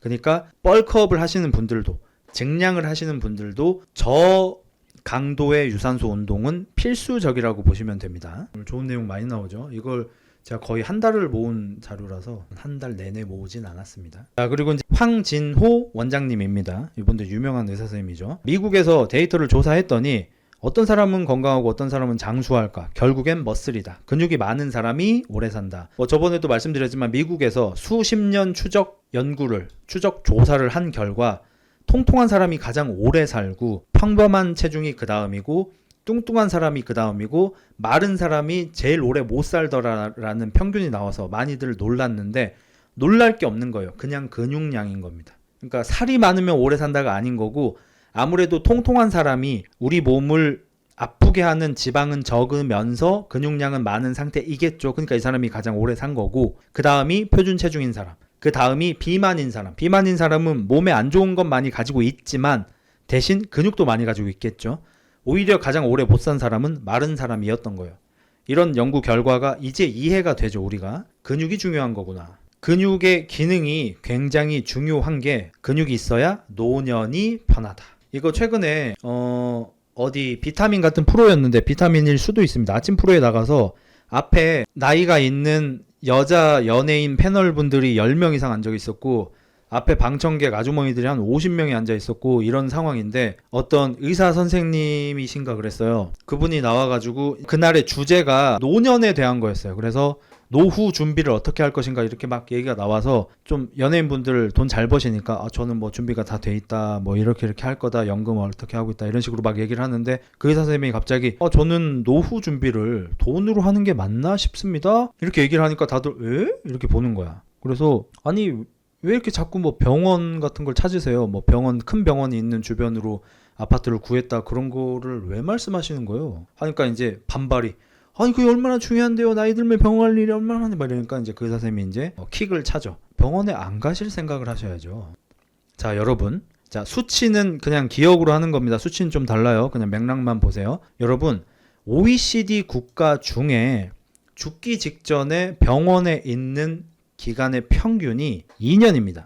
그러니까 OECD 국가들 중에서 평균적으로 죽기 전에 2년 정도 병원 신세를 진다는 거예요. 한국은 몇 년인지 아십니까? 7년. OECD 국가들의 평균보다 무려 3배 이상 더 높은. 그러니까 죽기 전에 7년 동안 병원에만 있는 거예요. 이런 인생을 살고 싶으신 거예요? 아니시죠? 그럼 이 차이가 어디서 오냐? 한국 사람들은요, 근육 운동을 안 해요. 우리나라는 아직도 나이 든 분들이 근력 운동을 안 해요. 근육 운동을 안 하십니다, 우리나라는. 70대에 근육 운동 하시는 분 얼마나 되세요? 60대에도 많지 않아요. 50대도 되게 적어요. 우리나라는 근육 운동을 너무 안 해요. 근데 옛날 영화 중에 아메리칸 뷰티라는 굉장히 명작 영화가 있습니다. 케빈 스페이시가 그때까지만 해도 무명에 좀 더 가까운 사람이었는데 무명은 아니었습니다. 근데 주연급 배우가 아니었어요. 근데 그거 하나 찍고 바로 아카데미 나무주연상 받고 막 이랬는데 그게 고등학생인 딸의 친구를 좋아하게 되는 중년 남자의 이야기예요. 오해 없으시기 바랍니다. 뭐 이상한 짓거리는 안 나옵니다. 근데 그분이 자기 딸의 친구를 우연히 보고 첫눈에 반하고 나서 처음으로 한 짓이 뭔지 아세요? 먼지 구데기에 박혀있던 벤치와 바벨을 꺼내서 차고에다가 설치하고 벤치 후레스를 시작합니다. 벤치 후레스를 하고 세트 중에 케빈 스페이시가 어떤 상상을 하는 줄 아세요? 자기 딸의 친구가 장미 꽃송이에 누워서 자기를 유혹하는 그런 상상을 해요. 자, 두 가지 알 수 있습니다. 자, 미국은 나이 50대, 60대가 되어도 내 육체적인 매력을 뽐내고 싶을 때 헬스를 한다. 두 번째, 헬스를 하면 성 호르몬이 뿜뿜 나와서 물론 그 상황에서 좀 더러워 보이는 거긴 하지만 건강적으로 봤을 때는 매우 유익한 야한 상상도 할 수 있게 된다. 50, 60대 아재인데도. 답 나왔죠? 근육은 그만큼 중요하다는 겁니다. 자, 그리고 최근에 제가 좀 좋아하는 분인데 이분 성함이 어떻게 됐더라? 맨날 까먹어. 아무튼 요즘에 그 이동진 아저씨하고 비슷한 안경 쓰신 의사 선생님 계셔. 요분 요새 쇼츠에 많이 나오시죠? 요분도 이제 근육 운동을 좀 중요하게 말씀하시는 분이에요. 물론 다른 조언도 많이 해주시지만 제가 운동 얘기를 하면 운동 선수도 아닌데 뭐 하루에 1시간 운동 투자 어떻게 하냐 뭐 이런 말 하시는 분들이 있는데 하루에 1시간도 운동 안 하면서 건강하길 기대하지 마세요 라고 단언하십니다. 하루 1시간은 무조건 하셔야 됩니다. 무슨 운동이든 하셔야 됩니다. 최소한 1시간 하셔야 됩니다. 2시간 하면 더 좋습니다. 그러니까 이분이 말하는 건강하게 살려면 하루에 1-2시간 운동해야 한다는 거예요. 가만히 앉아서 약이나 돈으로 건강해질 수 있다고 생각하지 마십시오. 그리고 체중이 많이 나가서 살 빼려고 뭐 좀 굶을 수 있겠지만 그러면 근육도 같이 빠지잖아요. 달리기 하셔야 되고 웨이트 하셔야 됩니다. 이분도 뭐 사회적으로 성공하신 분이고 굉장히 뭐 저명하신 분이고 그러니까 나이 들어서 특히 여유가 좀 있으신 분들이 예전에는 훨씬 심했던 게 돈으로 모든 걸 할 수 있다는 듯이 얘기하는 게 좀 당연했고 사회적으로도 인정해주는 분위기였어요. 배는 인격이라고 말하던 시절이 있습니다. 놀라우시죠? 90년대까지만 해도 저 어렸을 때죠. 성공한 남자가 배가 나온 걸 보고 아 인격이 좋으시네. 아 배는 인격이지라는 말을 TV에서 아무렇지도 않게 했어요. 그러니까 지금 식으로 치면 김종국 아저씨 보면서 근육이 많으시네 하는 것처럼 90년대에는 배 나온 돈 좀 만진 중년 아저씨들을 보고 인격이 훌륭하시네요 라고 했어요. 레알이에요. 그 정도로 무지랭이였던 시절입니다. 우리나라가. 그러니까 그 시절에는 어떤 성공을 이룬 사람의 모든 것이 포장되는 그런 거였어요. 명언 중에 그거 있잖아요. 성공한 사람의 스토리는 미화되어서 누군가의 삶을 뭐 망가뜨린다. 뭐 이런 유명한 속담 비슷한 거 있잖아요. 그거랑 되게 비슷한 건데 사회적으로 성공한 사람의 모든 걸 포장했어요. 90년대까지는 이게 너무 심했고 사실 그래서 지금 여러분이 90년대 예능 프로 같은 거 보면 역겨워서 아마 못 보실 겁니다. 말도 안 되는 소리도 너무 많이 나오고 포장 너무 많이 하고 MC들이 나오는 게스트들 어이야둥둥 띄워주는 거 역겨워서 못 봅니다. 솔직히. 그 중에 하나가 사회적으로 성공하신 뭐 어디 사장님, 중소기업 사장님, 회장님 이런 사람들 배 나온 거 인격이라 그러고 뭐 대머리면은 머리가 좋아서 머리가 빠진다 그러고 다 올려쳐줬어. 지금은 절대로 그렇게 해주는 시절이 아니죠. 지금 슈퍼 리치들조차도 수십조 수백조 가지고 있는 사람들조차도 웨이트 트레이닝을 해요. 마크 베이조스 그 양반 나이 한 5-60살 처먹었는데 이혼하고 새 와이프 얻어가지고 지금 못 만들어가지고 막 어깨 뽕 나와 있고 저기 마크 쩌커버크도 전혀 그렇게 생기지 않았잖아. 학교 때는 운동을 했겠냐고 걔가 씨발 계속 컴퓨터나 했겠지. 근데 격투기하고 헬스하고 해가지고 몸 상당히 좋고 일론 머스크도 체중관리 뭐 싹센다 이런 거 맞으면서 하겠지만 웨이트 트레이닝도 어느 정도 하는 거 같죠. 체격이나 이런 거 보면. 왜냐하면 지금은 이제 옛날처럼 포장을 해주는 시절이 아니고 거짓말 하는 시대가 아니야. 네가 돈 번 건 돈 번 거고 씨발 새끼야 몸도 트레이닝 하라고. 박아버려 요새는. 어디 회장님이라도 저 이제 요새 주식하니까 주식 쪽 이렇게 커뮤니티 이런 데 둘러보잖아요. 그러면 특히 슈퍼마이크로 컴퓨터 거기 CEO는 외모가 좀 저시기해요. 예. 약간 독두꺼비처럼 생겼어. 우리나라 그러니까 동양 쪽 극동아시아의 한 80년대 어디 그룹 회장님 같은 모습을 그대로 하고 계셔. 없고 나왔고 작고 통통하고 눈 째져 있고 막 이런 사람이야. 어마무시한 놀림을 받습니다. 누구랑 비교되겠어요? 뭐 빌 게이츠나 뭐 이런 사람들이랑 비교가 되겠죠. 운동을 안 하더라도 그래도 외모 관리가 어느 정도 되는 사람들, 혹은 외모 관리가 잘 되는 사람들, 혹은 신체 트레이닝이 되면서 외모 관리가 되는 사람들과 비교당하죠. 더 이상 이제 돈 좀 많다고 해서 그 사람의 모든 걸 미화해주는 시절이 아니고 그게 사실조차 아니죠. 그래서 이제 그냥 무조건 팩트입니다. 팩트의 시대예요. 당신이 뭐 사회적으로 얼마나 성공했든 돈이 얼마나 많든 당신의 몸은 별개로 생각해야 하는 겁니다. 당신이 돈이 많다고 몸이 건강해지는 게 아니고 당신이 젊었을 때 열심히 살았다고 해서 말년에 침대에 계속 누워있고 소파에서 TV만 쳐본다고 해서 다른 사람들이 당신의 노년 말년을 인정해주고 이해해줄 거라고 생각하시면 안 돼요. 그땐 그때고 지금은 지금이고. 방시혁 씨조차도 그렇게 조롱을 당했지 않습니까? 지금 살을 뺐고 5조 5억 있는데. 그리고 이거는 이제 국내 연구진에서 밝혀낸 거. 이거 사실 미국에서는 옛날부터 나왔다고 저도 이제 방송에서 여러 차례 소개를 해드렸지만, 자, 국내 연구진이 무산소 운동이 유산소 운동보다 더 중요하다는 사실을 밝혀냈습니다. 뉴스에까지 나온 내용입니다. 세브란스 병원에서 조사를 하신 것 같고 무산소 운동 그룹과 유산소 운동 그룹을 건강 체크 뭐 이런 것들을 했는데 무산소 운동 그룹이 유산소 운동 그룹보다 무려 허리둘레는 2.1cm, 혈압은 1.7 mmHg, 무슨 단위인지 모르겠습니다. 그러니까 허리둘레도 혈압도 더 많이 낮췄다고 합니다. 콜레스테롤도 더 많이, 혈당도 더 많이, 인슐린도 더 많이.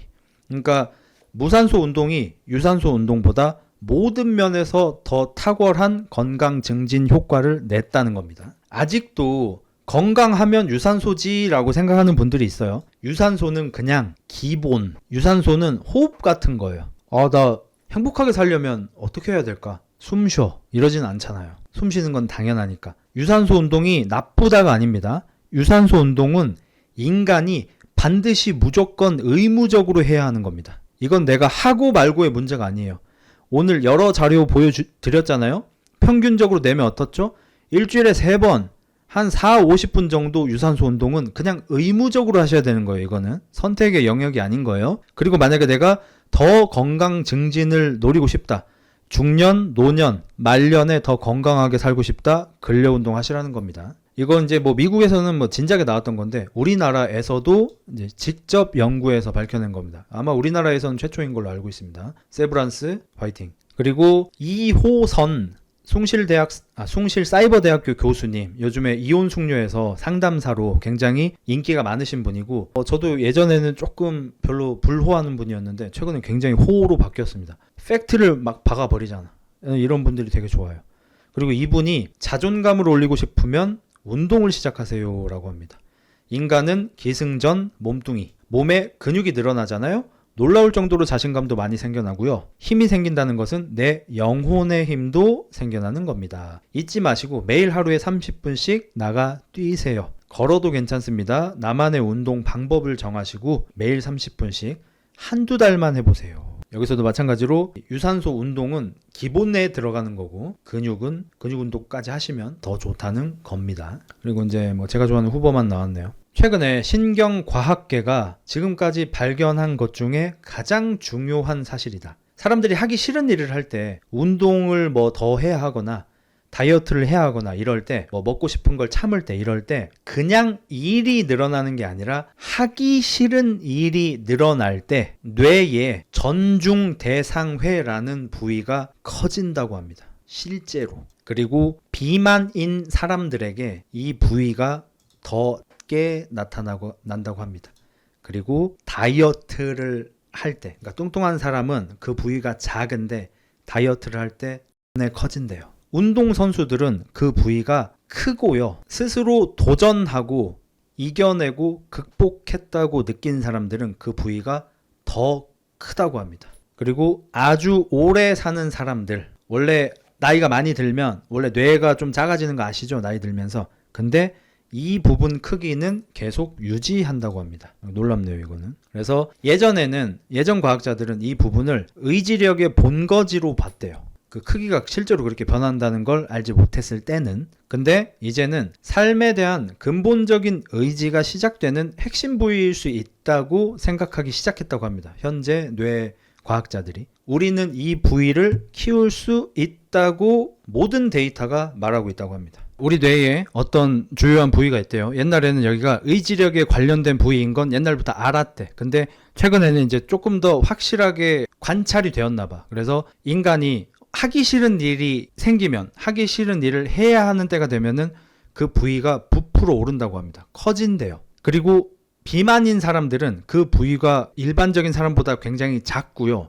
다이어트를 시작하자마자 그 부위가 굉장히 커진다고 합니다. 근데 되게 웃긴 게 운동선수들은 애초에 그 부위가 크대. 어렸을 때부터 크다는 게 아니고 운동선수인 사람들은. 그리고 어떤 일을 내가 해냈다. 성취감을 느끼고 내가 어떤 위기를 극복했다. 어려움을 극복했다라고 느끼는 사람들도 그 부위가 커진다고 합니다. 답은 나왔죠. 그러니까 우리 뇌가 변할 정도로 스트레스를 받는 어떤 위기, 하기 싫은 일을 극복해야 하는 그 상황을 견뎌내는 사람은 애초에 뇌가 달라져 버린다는 거죠. 뇌의 그 부위가 커져 버린다는 거고, 그 다음부터는 하기 싫은 일을 더 잘 견디는 사람이 된다는 겁니다. 하기 싫은 일을 계속해서 포기하는 사람은 그 부위가 굉장히 작아지고, 그 다음에 또 하기 싫은 일을 하게 됐을 때 다른 분들보다 훨씬 존나게 하기 싫은 상태가 된다는 겁니다. 그걸 많이 참아본 사람들은 참을만 한 거고, 이영표 형님은 또 1패를 하시죠. 뇌부터 달라버려요.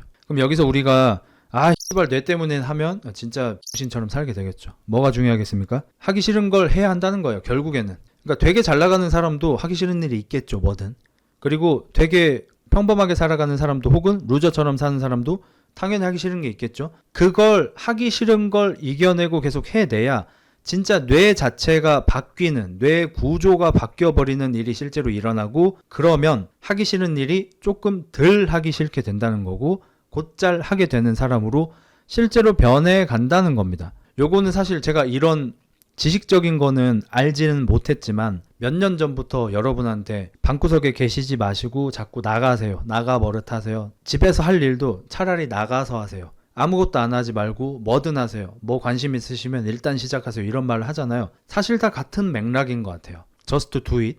그냥 처해라. 다 같은 말인 것 같은데 그냥 처해야 됩니다. 그러면 우리 뇌가, 우리 몸이 진짜로 그냥 처하는 뇌로, 우리 몸으로 바뀌는 겁니다. 내가 원래는 이런 사람인데 실제로 다른 사람으로 바뀔 수 있는 게 어떤 만화에서 동료가 죽어서 초사이어인이 되거나 에이스는 죽은 거지 이러면서 갑자기 기아 세컨드 막 되고 이런 게 아니고, 어떤 계기가 있어서, 어떤 사건이 있어서 내가 다른 사람이 되는 게 아니고, 하기 싫은 일을 지속적으로 반복적으로 해낸 사람이 정말로 바뀌는 거라는 겁니다. 그렇기 때문에 제가 헬스에 대해서 여러분들한테 감히 조언을 할 때 하루아침에, 어제까지 그렇게 안 살았던 사람이 오늘 헬스를 시작한다고 해서 갑자기 하나도 빠짐없이 가장 효율적으로 완벽하게 할 기세로 이것저것 알아보고 물어보고 하지 말고 제발 그냥 처해라 라고 말하는 거 되게 중요한 거죠. 저도 학술적으로는 몰랐지만. 왜 중요하죠? 하기 싫은 걸 계속 해야 하는 거잖아요. 결국 너무 힘든 걸 하면 포기하잖아요. 여러분이 오늘 처음으로 헬스를 시작하는데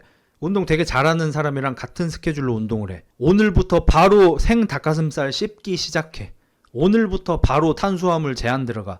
이거 어떻게 버텨요? 이거 버틸 수 있는 사람 100에 한 명도 있을까 말까입니다. 대부분 3개월, 길어야 6개월도 못 버팁니다. 다 포기해요. 그러면 우리 뇌의 그 부위는 다시 쪼그라지고 다음번에 더 하기 싫은 상태가 되는 겁니다. 그러니까 내가 달성할 수 있을 정도의 목표를 설정하고, 아니면 애초에 목표를 아예 없애고 그냥 하셔야 돼. 하기 싫은 건데 그냥 처해. 그러면 그 뇌 부분이 커져. 또 하기 싫은데 그냥 처해. 3달 처해. 커져. 6개월 처해. 커져. 1년 해. 커져. 이러면 하기 싫은 일도 곧잘 해내는 사람으로 진짜 변한다는 거예요. 나의 의지, 나의 열정이 아니라 진짜 뇌가 변한다고요. 그냥 처 하셔야 돼요. 그리고 후버만 교수 앞에 지금 앉아있는 사람이, 그 후버만 교수는 저 스탠퍼드 의대 신경과학자네요. 울트라 마라토너 데이빗 고긴스, 여러분 기억하시죠? 제가 정확하게 기억하는지 모르겠는데 이분이 아마 그 군인이었는데 전우가 전사를 해서 그 가족들한테 생활비 같은 거를 좀 이렇게 주고 싶어서 모금을 한다고 이렇게 자신을 홍보하면서 마라톤을 하신 분으로 유명할 거예요. 처음에는 마라톤 뛰어서 우승 상금을 주려고 했다가 나중에 그게 유명해지면서 이분이 막 어디 스폰을 받아서 이 사람이 1km 뛸 때마다 뭐 얼마를 이렇게 받을 수 있게 뭐 이런 걸 해서 그 돈을 모아서 돌아가신 군인분들, 가족분들 이렇게 도와주는 뭐 그거 하는 분 맞을 거예요 아마. 그분인데, 이분도 예전에 인터뷰에서 당신 어떻게 그런 의지력을 갖게 됐냐, 비결이 뭐냐 이런 질문을 들었는데 이분이 그냥 씩 웃으면서 그냥 하는 거죠 라고 대답했던 기억이 나요. 존나 하기 싫고 너무 힘듭니다. 근데 그냥 합니다 라고 대답했던 게 기억이 나거든요. 이분은 아마 그 뇌 부위가 굉장히 크겠죠. 지금 하기 싫고 힘든데 했잖아. 마라톤 뛰기 싫은데 뛰었잖아. 울트라 마라톤 뛰기 싫은데 뛰었잖아. 심지어 존나 여러 번 뛰었어요 저 사람. 아파도 뛰었어요 저 사람. 아데산야도 고긴스 아저씨랑 체력 훈련하다 토함. 그러면 제가 아까 이영표 아저씨 또 1패라고 했던 이유가 뭐예요? 김연아 씨도 그냥 하는 거지 뭐, 유명한 말이 있고 다 하잖아요.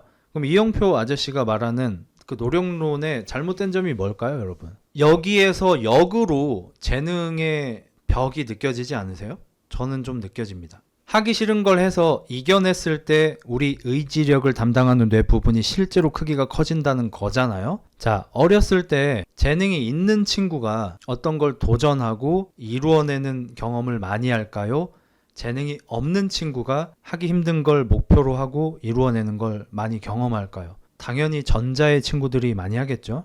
그럼 어렸을 때 재능이 있는 친구들은 자기도 모르는 새에 자신의 목표를 하나하나 해결해내는 사람이 되는 거고, 그럼 하기 싫은 훈련을 견딜 수 있는 뇌가 된다는 거죠. 이런 말을 듣고 역시 노력이 중요해, 꾸준함, 성실함이 중요해 라고 해석한다면 저는 너무 1차원적인 것 같고요. 조금만 더 생각을 해봐도 이래서 재능 있는 새끼들이 그랬구나 라고 느끼게 되죠. 재능이 있는 사람은 그 부위가 커질 수밖에 없는 환경을 타고나는 겁니다. 물론 그렇다고 해서 역시 재능 난 안 해 이러면 안 된다고요. 전 그런 사람 싫어합니다. 그리고 이제 요거는 여기도 이제 의사 선생님인데, 저는 사실 의사들 말을 좀 신뢰하는 편이라 헬스 유튜버들보다는 최소한 영양학자라고 부를 수 있는 우수님이나 아니면 의사 선생님들 이런 분들의 말, 혹은 되게 유명한 팀의 코치, 영양 트레이너 이런 사람들 거를 좀 많이 찾아보는 편이긴 하거든요. 그 사람들이 요약을 쉽게 잘 해주고, 여기도 마찬가지인데 CT 사진을 찍었는데 몸의 중심부 근육이 있죠. 우리가 소위 이제 코어라고 말하는 건데, 이제 여기서는 승모근하고 등 근육의 중하위 부분, 그 다음에 척추 기립근 이쪽을 좀 보면서 설명을 해주시는데, 근육 운동을 꾸준히 하는 분 사진을 보여주고, 성게알처럼 꽉 찼네 라고 말씀하시고, 근육 운동을 안 하시는 분 사진을 보여주면서 여기 막 되게 비어있죠? 라고 말을 해요. 그러면서 하시는 설명이, 노화가 되면 될수록 근 감소가 되는 건 어쩔 수 없다. 20대 이후로 우리가 노화가 시작된다. 통상적으로 40대 이상이 되면 매년 1%씩 근육이 감소한다. 근데 이 근육이 포도당 저장소이기도 하다. 그래서 포도당이 항상 지방으로 축적되고 어딘가에 비축돼서 비만이 되고 대사 질환이 생기니까, 이런 것들이 근육이 많으면 포도당을 저장할 수 있는 창고가 많으니까 그런 일이 더 덜 일어나고, 근육량이 적은 사람은 창고가 없으니까 대사 질환이 일어날 수밖에 없다고 설명을 하고 있어요. 그래서 옛날에는 사실 근육 운동에 대한 중요성을 요즘처럼 이렇게 의사 선생님들이 많이 말하는 때 진짜 단언컨대 절대 없었습니다. 저도 어렸을 때부터 TV 좋아해서 많이 보던 애고, 비타민이나 뭐 이런 거 많이 봤던 사람이고, 헬스 트레이너도 상당히 빨리 시작해서 관련해서 트렌드를 또 쫓던 사람이고, 인터넷 커뮤니티도 많이 했던 사람이지만, 최근에서야 드디어 근육의 중요성이 조명되고 있지, 옛날에는 이렇게 조명된 적이 전혀 없어요. 오히려 옛날에는 근육 키우고 이러면 약간 건달 보듯이 봤어. 그리고 요즘처럼 사업가 혹은 중년의 사업가, 나이가 조금 있는 파이어족 이런 사람들이 근력운동, 근육운동을 하던 시절 단 한 번도 없었습니다. 지금이 처음입니다. 되게 단순하게 생각하시면 되고, 저도 단순하게밖에 이해 못해요. 머리가 안 좋으니까. 자, 우리가 탄수화물을 먹으면 포도당 형태로 전환되잖아요. 그냥 당이라고 생각하세요. 탄수화물 먹었어요. 당을 직접 먹든 탄수화물, 복합 탄수화물을 먹어서 그게 당으로 전환되든 다 되는 건 아니겠지만 어쨌든 당이 되잖아요. 그러면 그 당이 우리 몸에 흡수가 될 거 아니에요. 1차적으로 간에 일단 흡수가 좀 많이 되고요. 그 다음에 근육에 저장이 많이 돼요. 근육이 먼저인가? 아무튼 그래요. 그래서 이게 간이 건강하고 근육이 많은 사람은 어느 정도 당을 드셔도 전혀 문제가 없어요. 오히려 근육이 빵빵해집니다. 헬스 하시는 분들 중에서 식단 해보신 분들 아시겠지만, 식단 조절을 하다가 탄수화물, 특히 당을 먹으면 갑자기 근육이 부풀어 오르는 게 체감이 될 정도로 달라져요. 왜? 근육은 원래 당을 저장하는 곳인데 식단 조절을 해서 당이 없었잖아. 근데 지금 소화가 빠른 당을 내가 먹었으면 거기 창고가 진짜 차는 거예요. 그래서 몸이 단단해집니다. 빵빵해져요. 수분이 차면서. 창고가 굉장히 큰 게 있는 거야. 근데 근육이 없는 사람은 창고가 매우 작거나 없다시피 한 거죠. 그러면 당을 드시면 당이 갈 데가 없잖아요. 그래서 간에 적절하게 저장이 되는 게 아니라 지방간이 되어버리고 뱃살이 되어버린다는 거예요. 그리고 이 상태가 되면 그냥 살쪘네, 못생겼네, 배 나왔네 하고 끝나는 게 아니라 대사 질환이 생긴다는 거예요.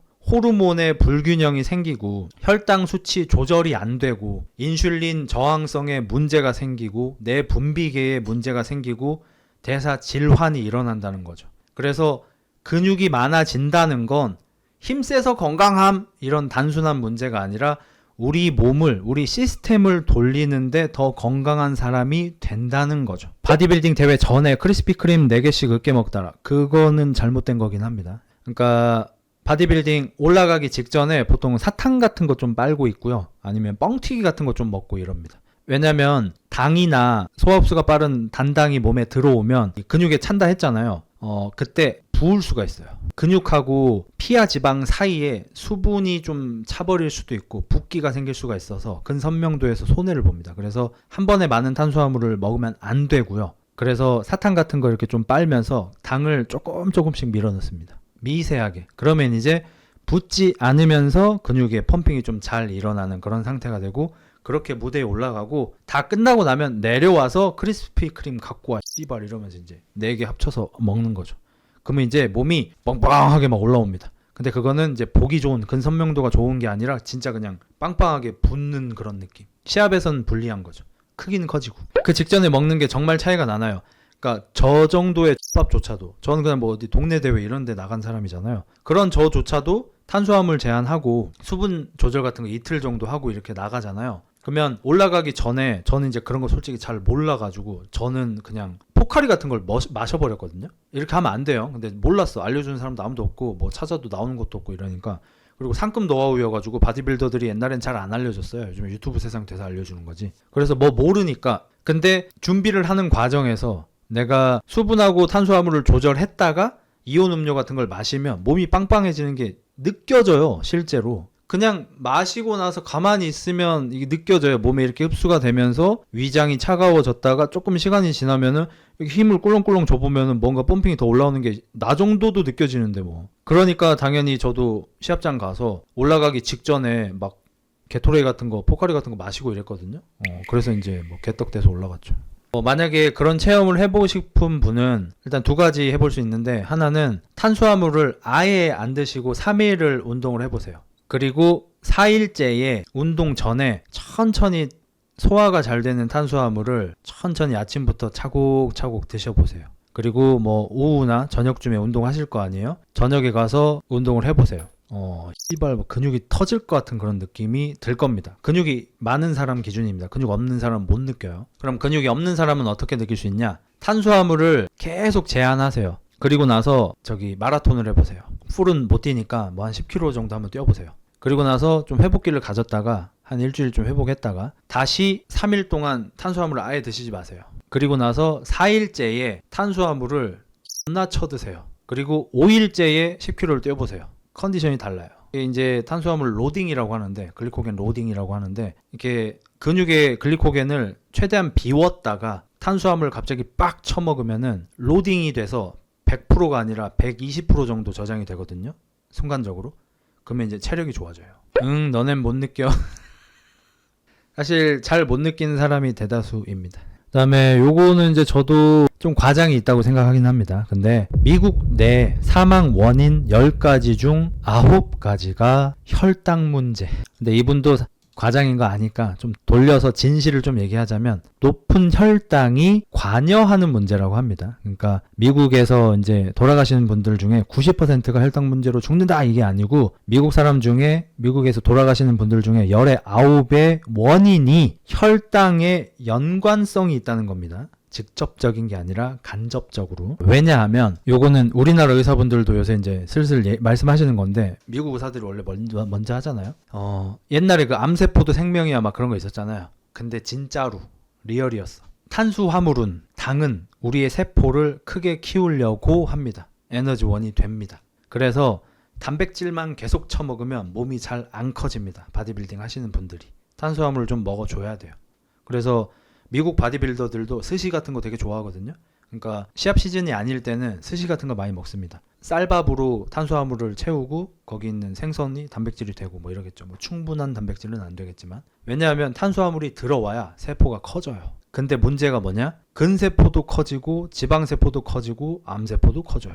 그래서 우리 몸이 근세포만 커지고 싶은 상태로 만드는 게 바로 헬스, 근력운동. 우리가 벤치프레스 턱걸이를 존나게 했어. 그러면 근세포가 파괴되는 상황이에요. 근세포를 파괴시킨 상태예요. 그러면 몸이 그걸 복구하고 싶겠죠. 당연히 부서졌는데 당연히 보수를 하고 싶겠죠. 그때 적절한 양의 탄수화물과 단백질을 드시면 근세포가 회복을 하고 근세포가 좀 커지고 이런 일이 일어나는 거죠. 그렇게 몸이 성장하는 거예요. 반대로 영양 불균형인 상태, 지방이나 탄수화물을 너무 많이 처먹은 상태가 되면 지방세포가 커져버리는 거죠. 그래서 헬스를 하시는데 식단 조절을 안 하시는 건 아예 말이 안 되는 거예요. 그러니까 저 식단 조절 안 하는데요. 이래도 단백질량은 얼추 맞춘다는 거고 탄수를 과하게 먹지 않는다는 건 전제가 되는 겁니다. 아무거나 막 처먹는다는 게 아니고. 또 하나, 암세포가 문제인 거죠. 좀 극단적으로 말씀하시는 의사분들은 암은 어차피 운이다. 복불복계입니다. 우리 모두 암세포를 갖고 있습니다. 이해하기 쉽게 그냥 1000만 단위로 할게요. 우리가 스트레스가 거의 없고 매우 건강하고 잠도 존나 잘 자고 유전적으로도 축복받은 사람이 암세포를 1000개쯤 가지고 있다 칩시다. 이 사람이 스트레스를 많이 받고 잠을 잘 못 자고 건강관리 잘 못하고 이상한 음식 계속 처먹으면 암세포가 10,000개가 되는 거예요. 그러면 얘들 중에서 버그 걸린 새끼가 생길 수밖에 없고 그 버그 걸린 새끼가 뭉치고 그게 바로 우리가 말하는 암 걸렸다가 되는 거예요. 위에서 되든 장에서 되든 뭐 머리에서 되든 뭐 어디서 되든. 근데 이 운 요소가 너무 커서 어떤 사람은 암세포를 20,000개 갖고 있는데도 안 좋게 버그 걸린 것처럼 암이 되지 않고 어떤 사람은 재수 존나 없게 암세포 1000개밖에 없는데 암이 걸릴 수도 있는 거예요.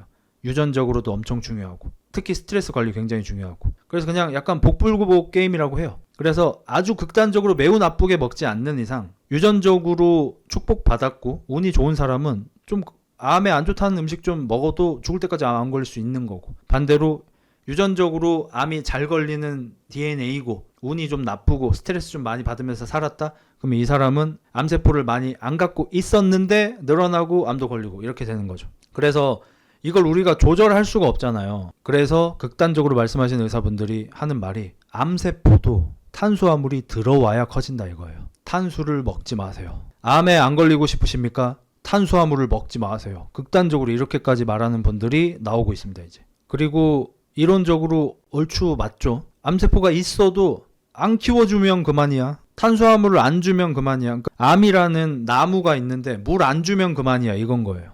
그러니까 요즘에 이 식단의 트렌드 지금 오늘 몇 시간 동안 우리가 알아보고 있잖아요. 거의 2시간째 알아보고 있는데 지금 아주 많은 유명하고 능력이 있는 다양한 국적의 전문가분들이 지금 다 똑같이 얘기하고 있습니다. 근육운동 처해라.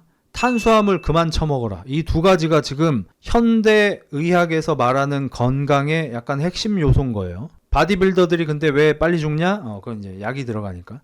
자, 그럼 바디빌더들이 왜 좀 단명하기 쉬운지 이것도 정답이 나왔죠. 탄수화물을 먹는 게 암이라는 나무한테 물을 주는 행위라면 아나볼릭 스테로이드를 꽂는 행위는 암이라는 나무를 거름 주고 하우스 만들어주고 햇볕 비추게 해주고 비타민 뿌려주고 나무 잘 크라고 클래식 음악 틀어주고 아주 고사를 지내는 행위인 거예요. 그 하우스에 근육이라는 나무도 있고 지방이라는 나무도 있고 암이라는 나무도 있는 거죠. 바디빌더들이 하는 일은 지방이라는 나무를 톱으로 조사가지고 DJ 개새끼야 이러면서 지방이라는 나무를 썰어 죽여버리고 도끼로 찍어버리는 도중에 근육이라는 나무한테 잘 커야 돼 이러면서 거름 주고 햇볕 잘 들게 해주고 비타민 영양제 놔주고 클래식 음악 틀어주고 이러고 있는 거야.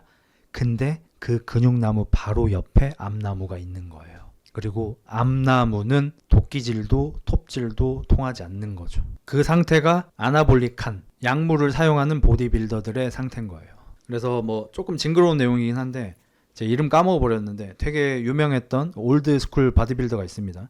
아놀드 바로 뒷세대일 거예요. 그 사람이 빨름보이즘이 굉장히 유명했고 근육이 컸는데 미형적으로 그렇게 좋지 않아서 1등하고 이런 분은 아니었고 대충 뭐 탑10 안에 드는 올림피아 선수였는데 그 사람이 이제 급사를 했고요. 이제 뭐 가족들이 아마 원했겠죠. 그 부검을 했는데 말도 안 될 정도의 크기의 종양들이 심지어 한두 개가 아니고 간암이셨었네 이게 아니고 간에도 있고 신장에도 있고 뭐 심장에도 있고 막 소장에도 있고 대장에도 있고 막 그냥 배 안에 아주 많은 암들이 종양들이 있었다고 하죠. 스테로이드와 함께 같이 커버린 스테로이드가 키워버린 종양들 때문에. 탄수화물 안 먹으면 형 뭘 먹어야 해? 단백질. 그리고 탄수화물 중에서 탄수화물이 거의 안 들어있는 탄수화물들이 있어. 그게 바로 우린 야채라고 부르기로 했어.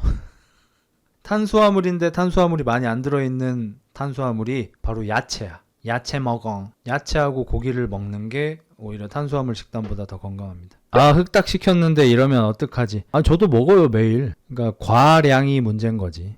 그러면 여기서 이제 조금만 살짝만 더 제 고졸 딱세스 정도 수준으로 조금만 더 올려보면 혈당 조절을 하시라는 거예요. 혈당 수치가 너무 높아지지 않게 하시라는 거예요. 근데 젊고 헬스를 하시는 분들이, 내분비기에 문제가 없는 분들이, 근육량이 충분하신 분들이 밥 한 공기 먹었다고 문제가 되진 않죠. 아까도 말했지만 근육량이 되게 부족하신 우리 어머니가 아침에 과일 주스를 꿀물과 함께 갈아 드신다든지, 우리 근육 운동을 하지 않는 우리 아버님들이 저녁 먹고 나서 야, 과일 한 접시 깎아오니라 해서 과일을 막 TV 보면서 드신다든지, 이게 우리의 몸을 죽이고 있는 행위라고요. 그런 것들만 하지 않아도 충분히 효과가 있으시다고요. 혈당이 스파이크 치는 것만 막으시면 돼요.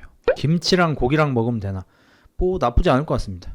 그 한때 김치가 나트륨이 높다고 막 발암물질이다 막 이러고 했잖아요. 근데 제가 그 좀 찾아봤는데 한식이 딱히 나트륨이 높지 않습니다, 여러분. 뭐 물론 김치를 계속 집어쳐 먹으면 뭐 문제될 수도 있겠지만, 그 여러분 그 미국 가서 피자 먹으면 깜짝 놀란다고 하죠. 너무 짜서. 우리가 막 양념에 버무린 음식이 많다 보니까 제육볶음이나 김치찌개 이런 것들 때문에 우리가 나트륨을 되게 많이 먹는 것 같잖아요. 근데 뭐 딱히 그렇게 높지 않대요. 미국이 더 짜게 먹는다고 합니다. 그리고 이제 모 유튜버가 평범한 젊은 남성인데 14일 동안 설탕을 아예 끊어봤대요. 미국 사람인 것 같은데 미국에서 설탕 끊기는 좀 어렵긴 하죠, 사실. 3일차에 신체 염증이 감소되고, 4일차에 설탕이 안 먹고 싶게 되고, 5일차에 얼굴 붓기가 사라지고, 6일차에 뱃살이 없어지고, 7일차 간식이 안 땡기고, 8일차 음식이 더 맛있어지고, 설탕을 안 먹어도, 9일차 오후가 되어도 피곤하지 않게 되고, 10일차 체중이 감소되기 시작하고, 11일차 활력이 넘쳐지고, 12일차 피부가 깨끗해지고, 13일차 수면의 질이 상승되고, 그래서 기분이 좋아지고, 2주만 설탕을 끊었는데 인생 자체가 행복해짐이라고 합니다. 그러니까 설탕을 끊는 게 지금 굉장히 핵심입니다. 요즘 트렌드예요. 설탕 끊자. 설탕 먹지 말자. 지금 이걸 탕수육에 맥주 한 잔 먹으면서 보는 내가 레전드. 근데 저는 그렇게 나쁘게 보지 않습니다. 그러니까 매일 그런 식의 식단은 당연히 나쁜데, 탕수육에 맥주 한 잔 하는 게 당신의 인생에서 꽤 큰 힐링 부분을 차지한다면, 뇌 스트레스 쪽으로 생각해보면 오히려 몸에 좋은 행위일 수 있는 거죠. 자주 하면 당연히 나쁘고, 습관적으로 하면 당연히 나쁘고, 당신이 그걸 절제할 수 없는 거면 당연히 나쁜데, 일주일에 하루 나에게 주는 선물, 힐링 타임 해서 탕수육이든 뭐든 치킨이든 하나 시켜서 맥주 한 잔 딱 하면서 내가 좋아하는 영화나 유튜브 같은 거 보면서 행복하게 웃으면서 잠들 수 있다면, 너무 잦은 것만 아니라면 저는 좋은 거라고 생각합니다. 오히려 그 다이어트 하는 분들한테도 제가 옛날 트레이너일 때도 굉장히 지양시켰던 행위가, 어차피 드실 거면 기분 좋게 드셔라. 그러니까 안 먹는 게 좋죠. 지금 다이어트 하고 계셔. 내일 모레 저기 사진 찍는데, 결혼식 사진. 안 먹는 게 낫지. 근데 저녁에 막 치킨 뭐 시켜. 진짜 먹으면 안 되는데. 너무 맛있어. 짜증나 진짜.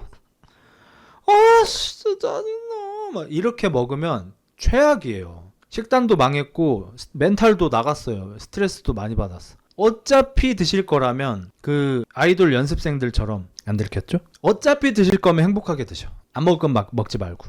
그리고 이제 오늘 여러 차례 등장한 후보만 교수의 식단, 남성 여성 모두 제가 이것만 조언해도 다들 매우 체중 관리를 성공적으로 하셨다고 합니다. 그게 뭐냐면 고기, 생선, 과일, 계란, 채소, 이것만 드세요.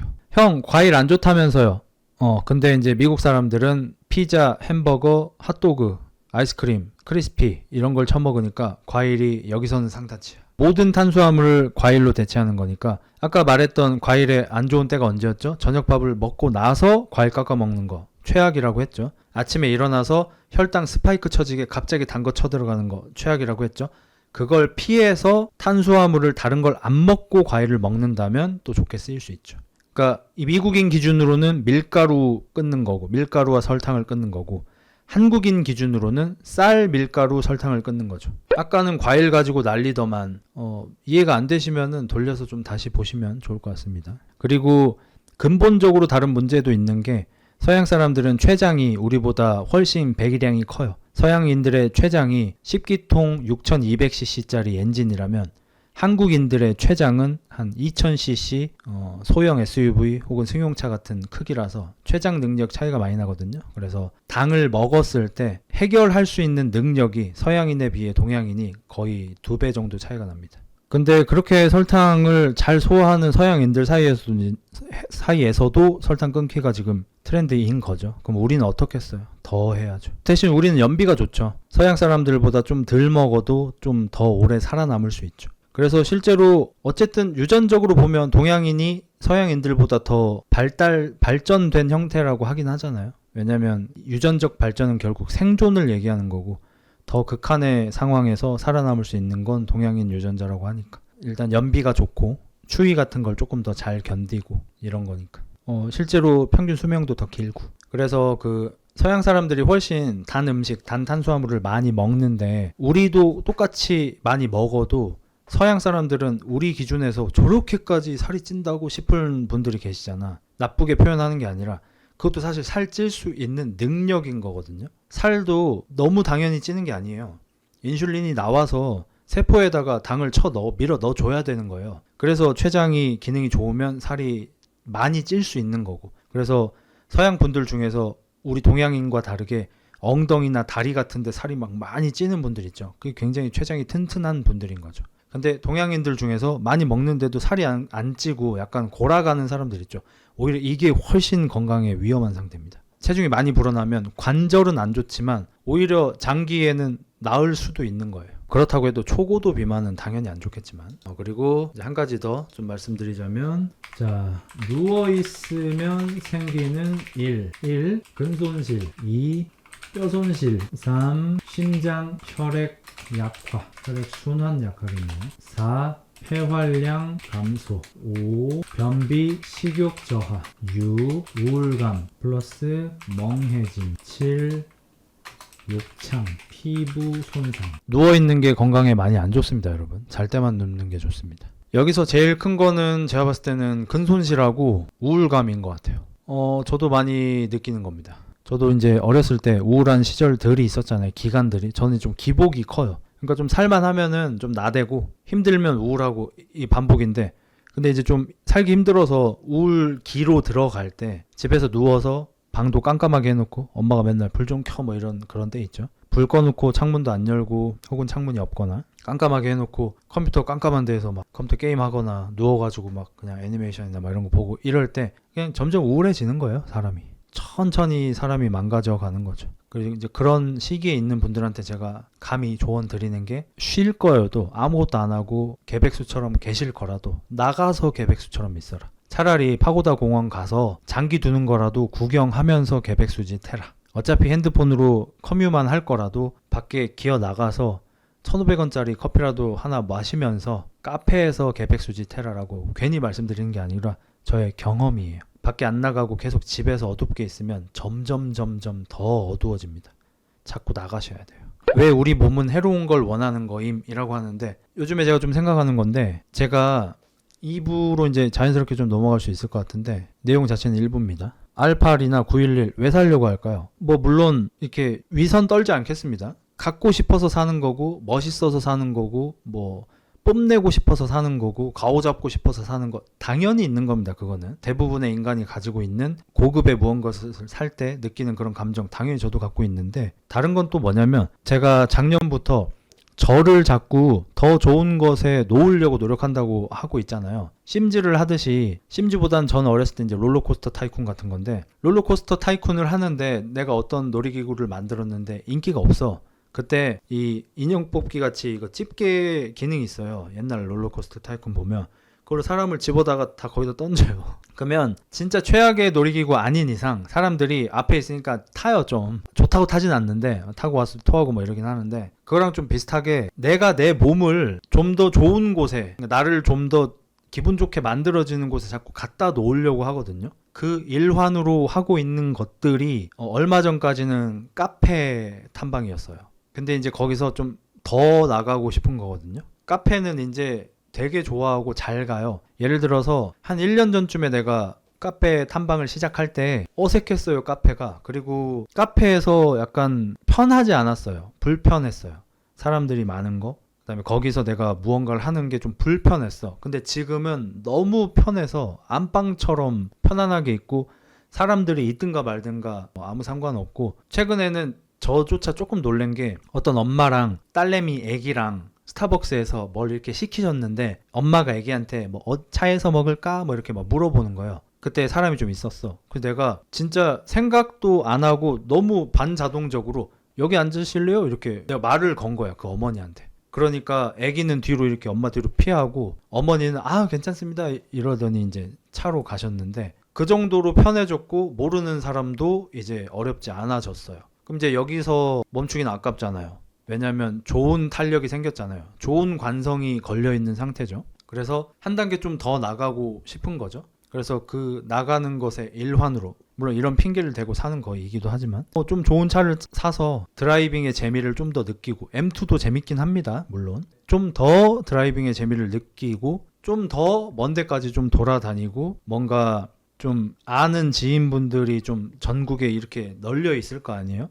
그런데도 한 번씩 좀 갔다 오고 할 수 있는 그런 것까지 좀 해보고 싶어요, 올해. 이 얘기를 왜 하냐면, 누구 얘기처럼 직장인한테 10억 주면 우울증 다 낫는다 이런 뷰 같은 소리를 하는 게 아니라, 만약에 지금 집 안에서 아무것도 안 하고 침대에 누워있기만 하고 싶다라는 분한테, 그분이 만약에 차에 관심이 있는 분이라면 드림카를 선물해주고, 그분이 되게 멋지다고 생각하는 옷을 입게 해주고, 되게 좋아하는 신발을 신게 해주고, 하루 동안 충분히 쓸 수 있는 돈을 쥐어주면 그분은 너 집에 있어 라고 해도 나가고 싶을 거예요.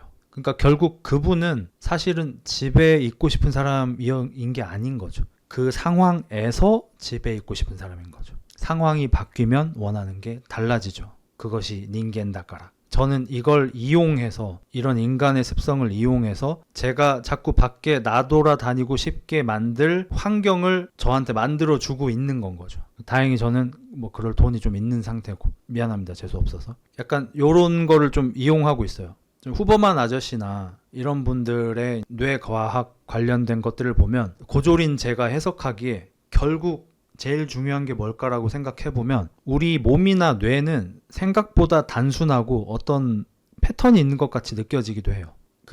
우리한테 자율의지가 없다고 하잖아요. 저는 여기에서 내 몸도 어쩌면 자유의 몸이 아닌 게 아닌가 싶은 느낌이 좀 드는 게, 어떤 인간한테 조건을 A, B, C, D를 줄 때와 EFGH 줄 때와 가나다라를 줄 때와 이 몸이, 이 인간이 하고 싶은 행동이 달라지거든요. 너무 당연하잖아요. 여러분이 지금 수중에 5,000원 있을 때랑 5천만 원 있을 때랑 당연히 하고 싶은 일이 달라질 거 아니에요. 물론 같은 사람도 있겠지만. 그것처럼 오히려 이 뇌를 이용할 수 있겠다고 후보만 교수가 계속 얘기하는 것 같아요.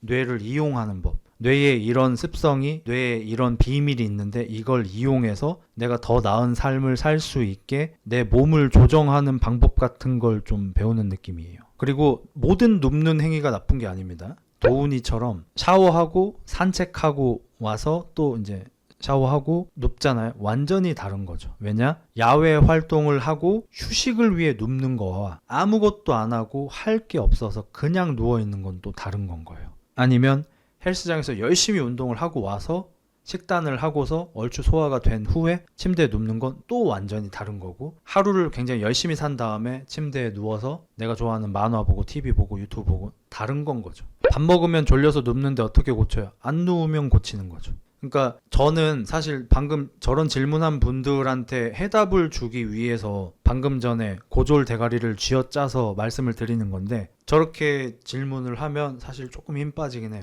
저런 것들을 고치는 방법을 방금 제가 팁을 드린 건데, 밥 먹으면 무조건 졸려서 눕는데 어떻게 고쳐요? 라고 하잖아요. 누울 수 없는 곳에서 밥을 쳐드시면 되잖아요.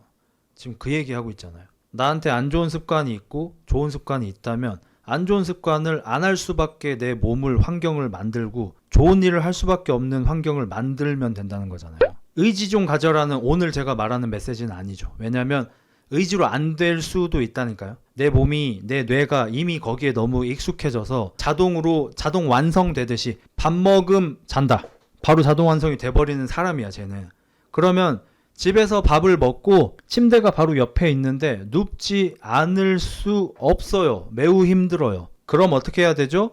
못 눕는 데 가서 밥을 쳐드시면 되죠. 이런 식으로 계속 몸한테 좋은 패턴을 입력시키고 나한테 이로운 환경에 자꾸 갖다 놓으라는 게 이 얘기예요. 밥 먹고 눕는 건 매우 안 좋은 습관입니다. 제가 아까쯤에 저기 김목수님 거 인스타 쇼츠 영상 보다가 역시 했던 건데, 인간은 환경의 동물이다, 환경의 중요성 해서 나온 건데 지금 보여드릴 수 있을라나? 이건데요, 이 팽이는 멈춰있던 팽이에요. 그리고 열심히 돌아가는 팽이들을 얘 안에 넣자 얘도 돌기 시작합니다. 물론 이 바닥이 평평한 바닥은 아닌 것 같긴 해요. 사람은 환경의 동물이다. 환경이 너무 중요해요. 그러니까 여러분이 멈춘 팽이라고 생각해 보세요. 다른 멈춘 팽이들 옆에 있으면 다 같이 계속 멈춰 있는 거고요. 님이 지금 멈춰 있는 팽이지만 이렇게 열심히 돌고 있는 팽이 옆으로 가면 여러분도 돌게 됩니다. 인간의 의지는 그 정도인 것 같아요.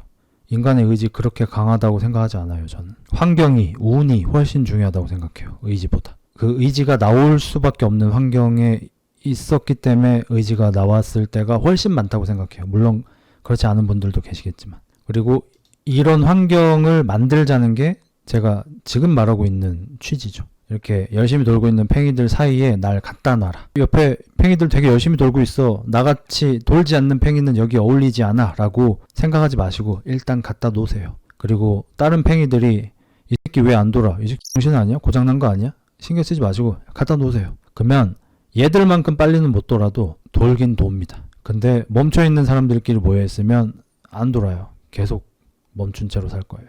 그래서 역시나 또 겹치는 메시지, 일단 처해라. 일단 해라. 메르세데스 너무 유익한 방송 잘 봤습니다. 아우 고마워요.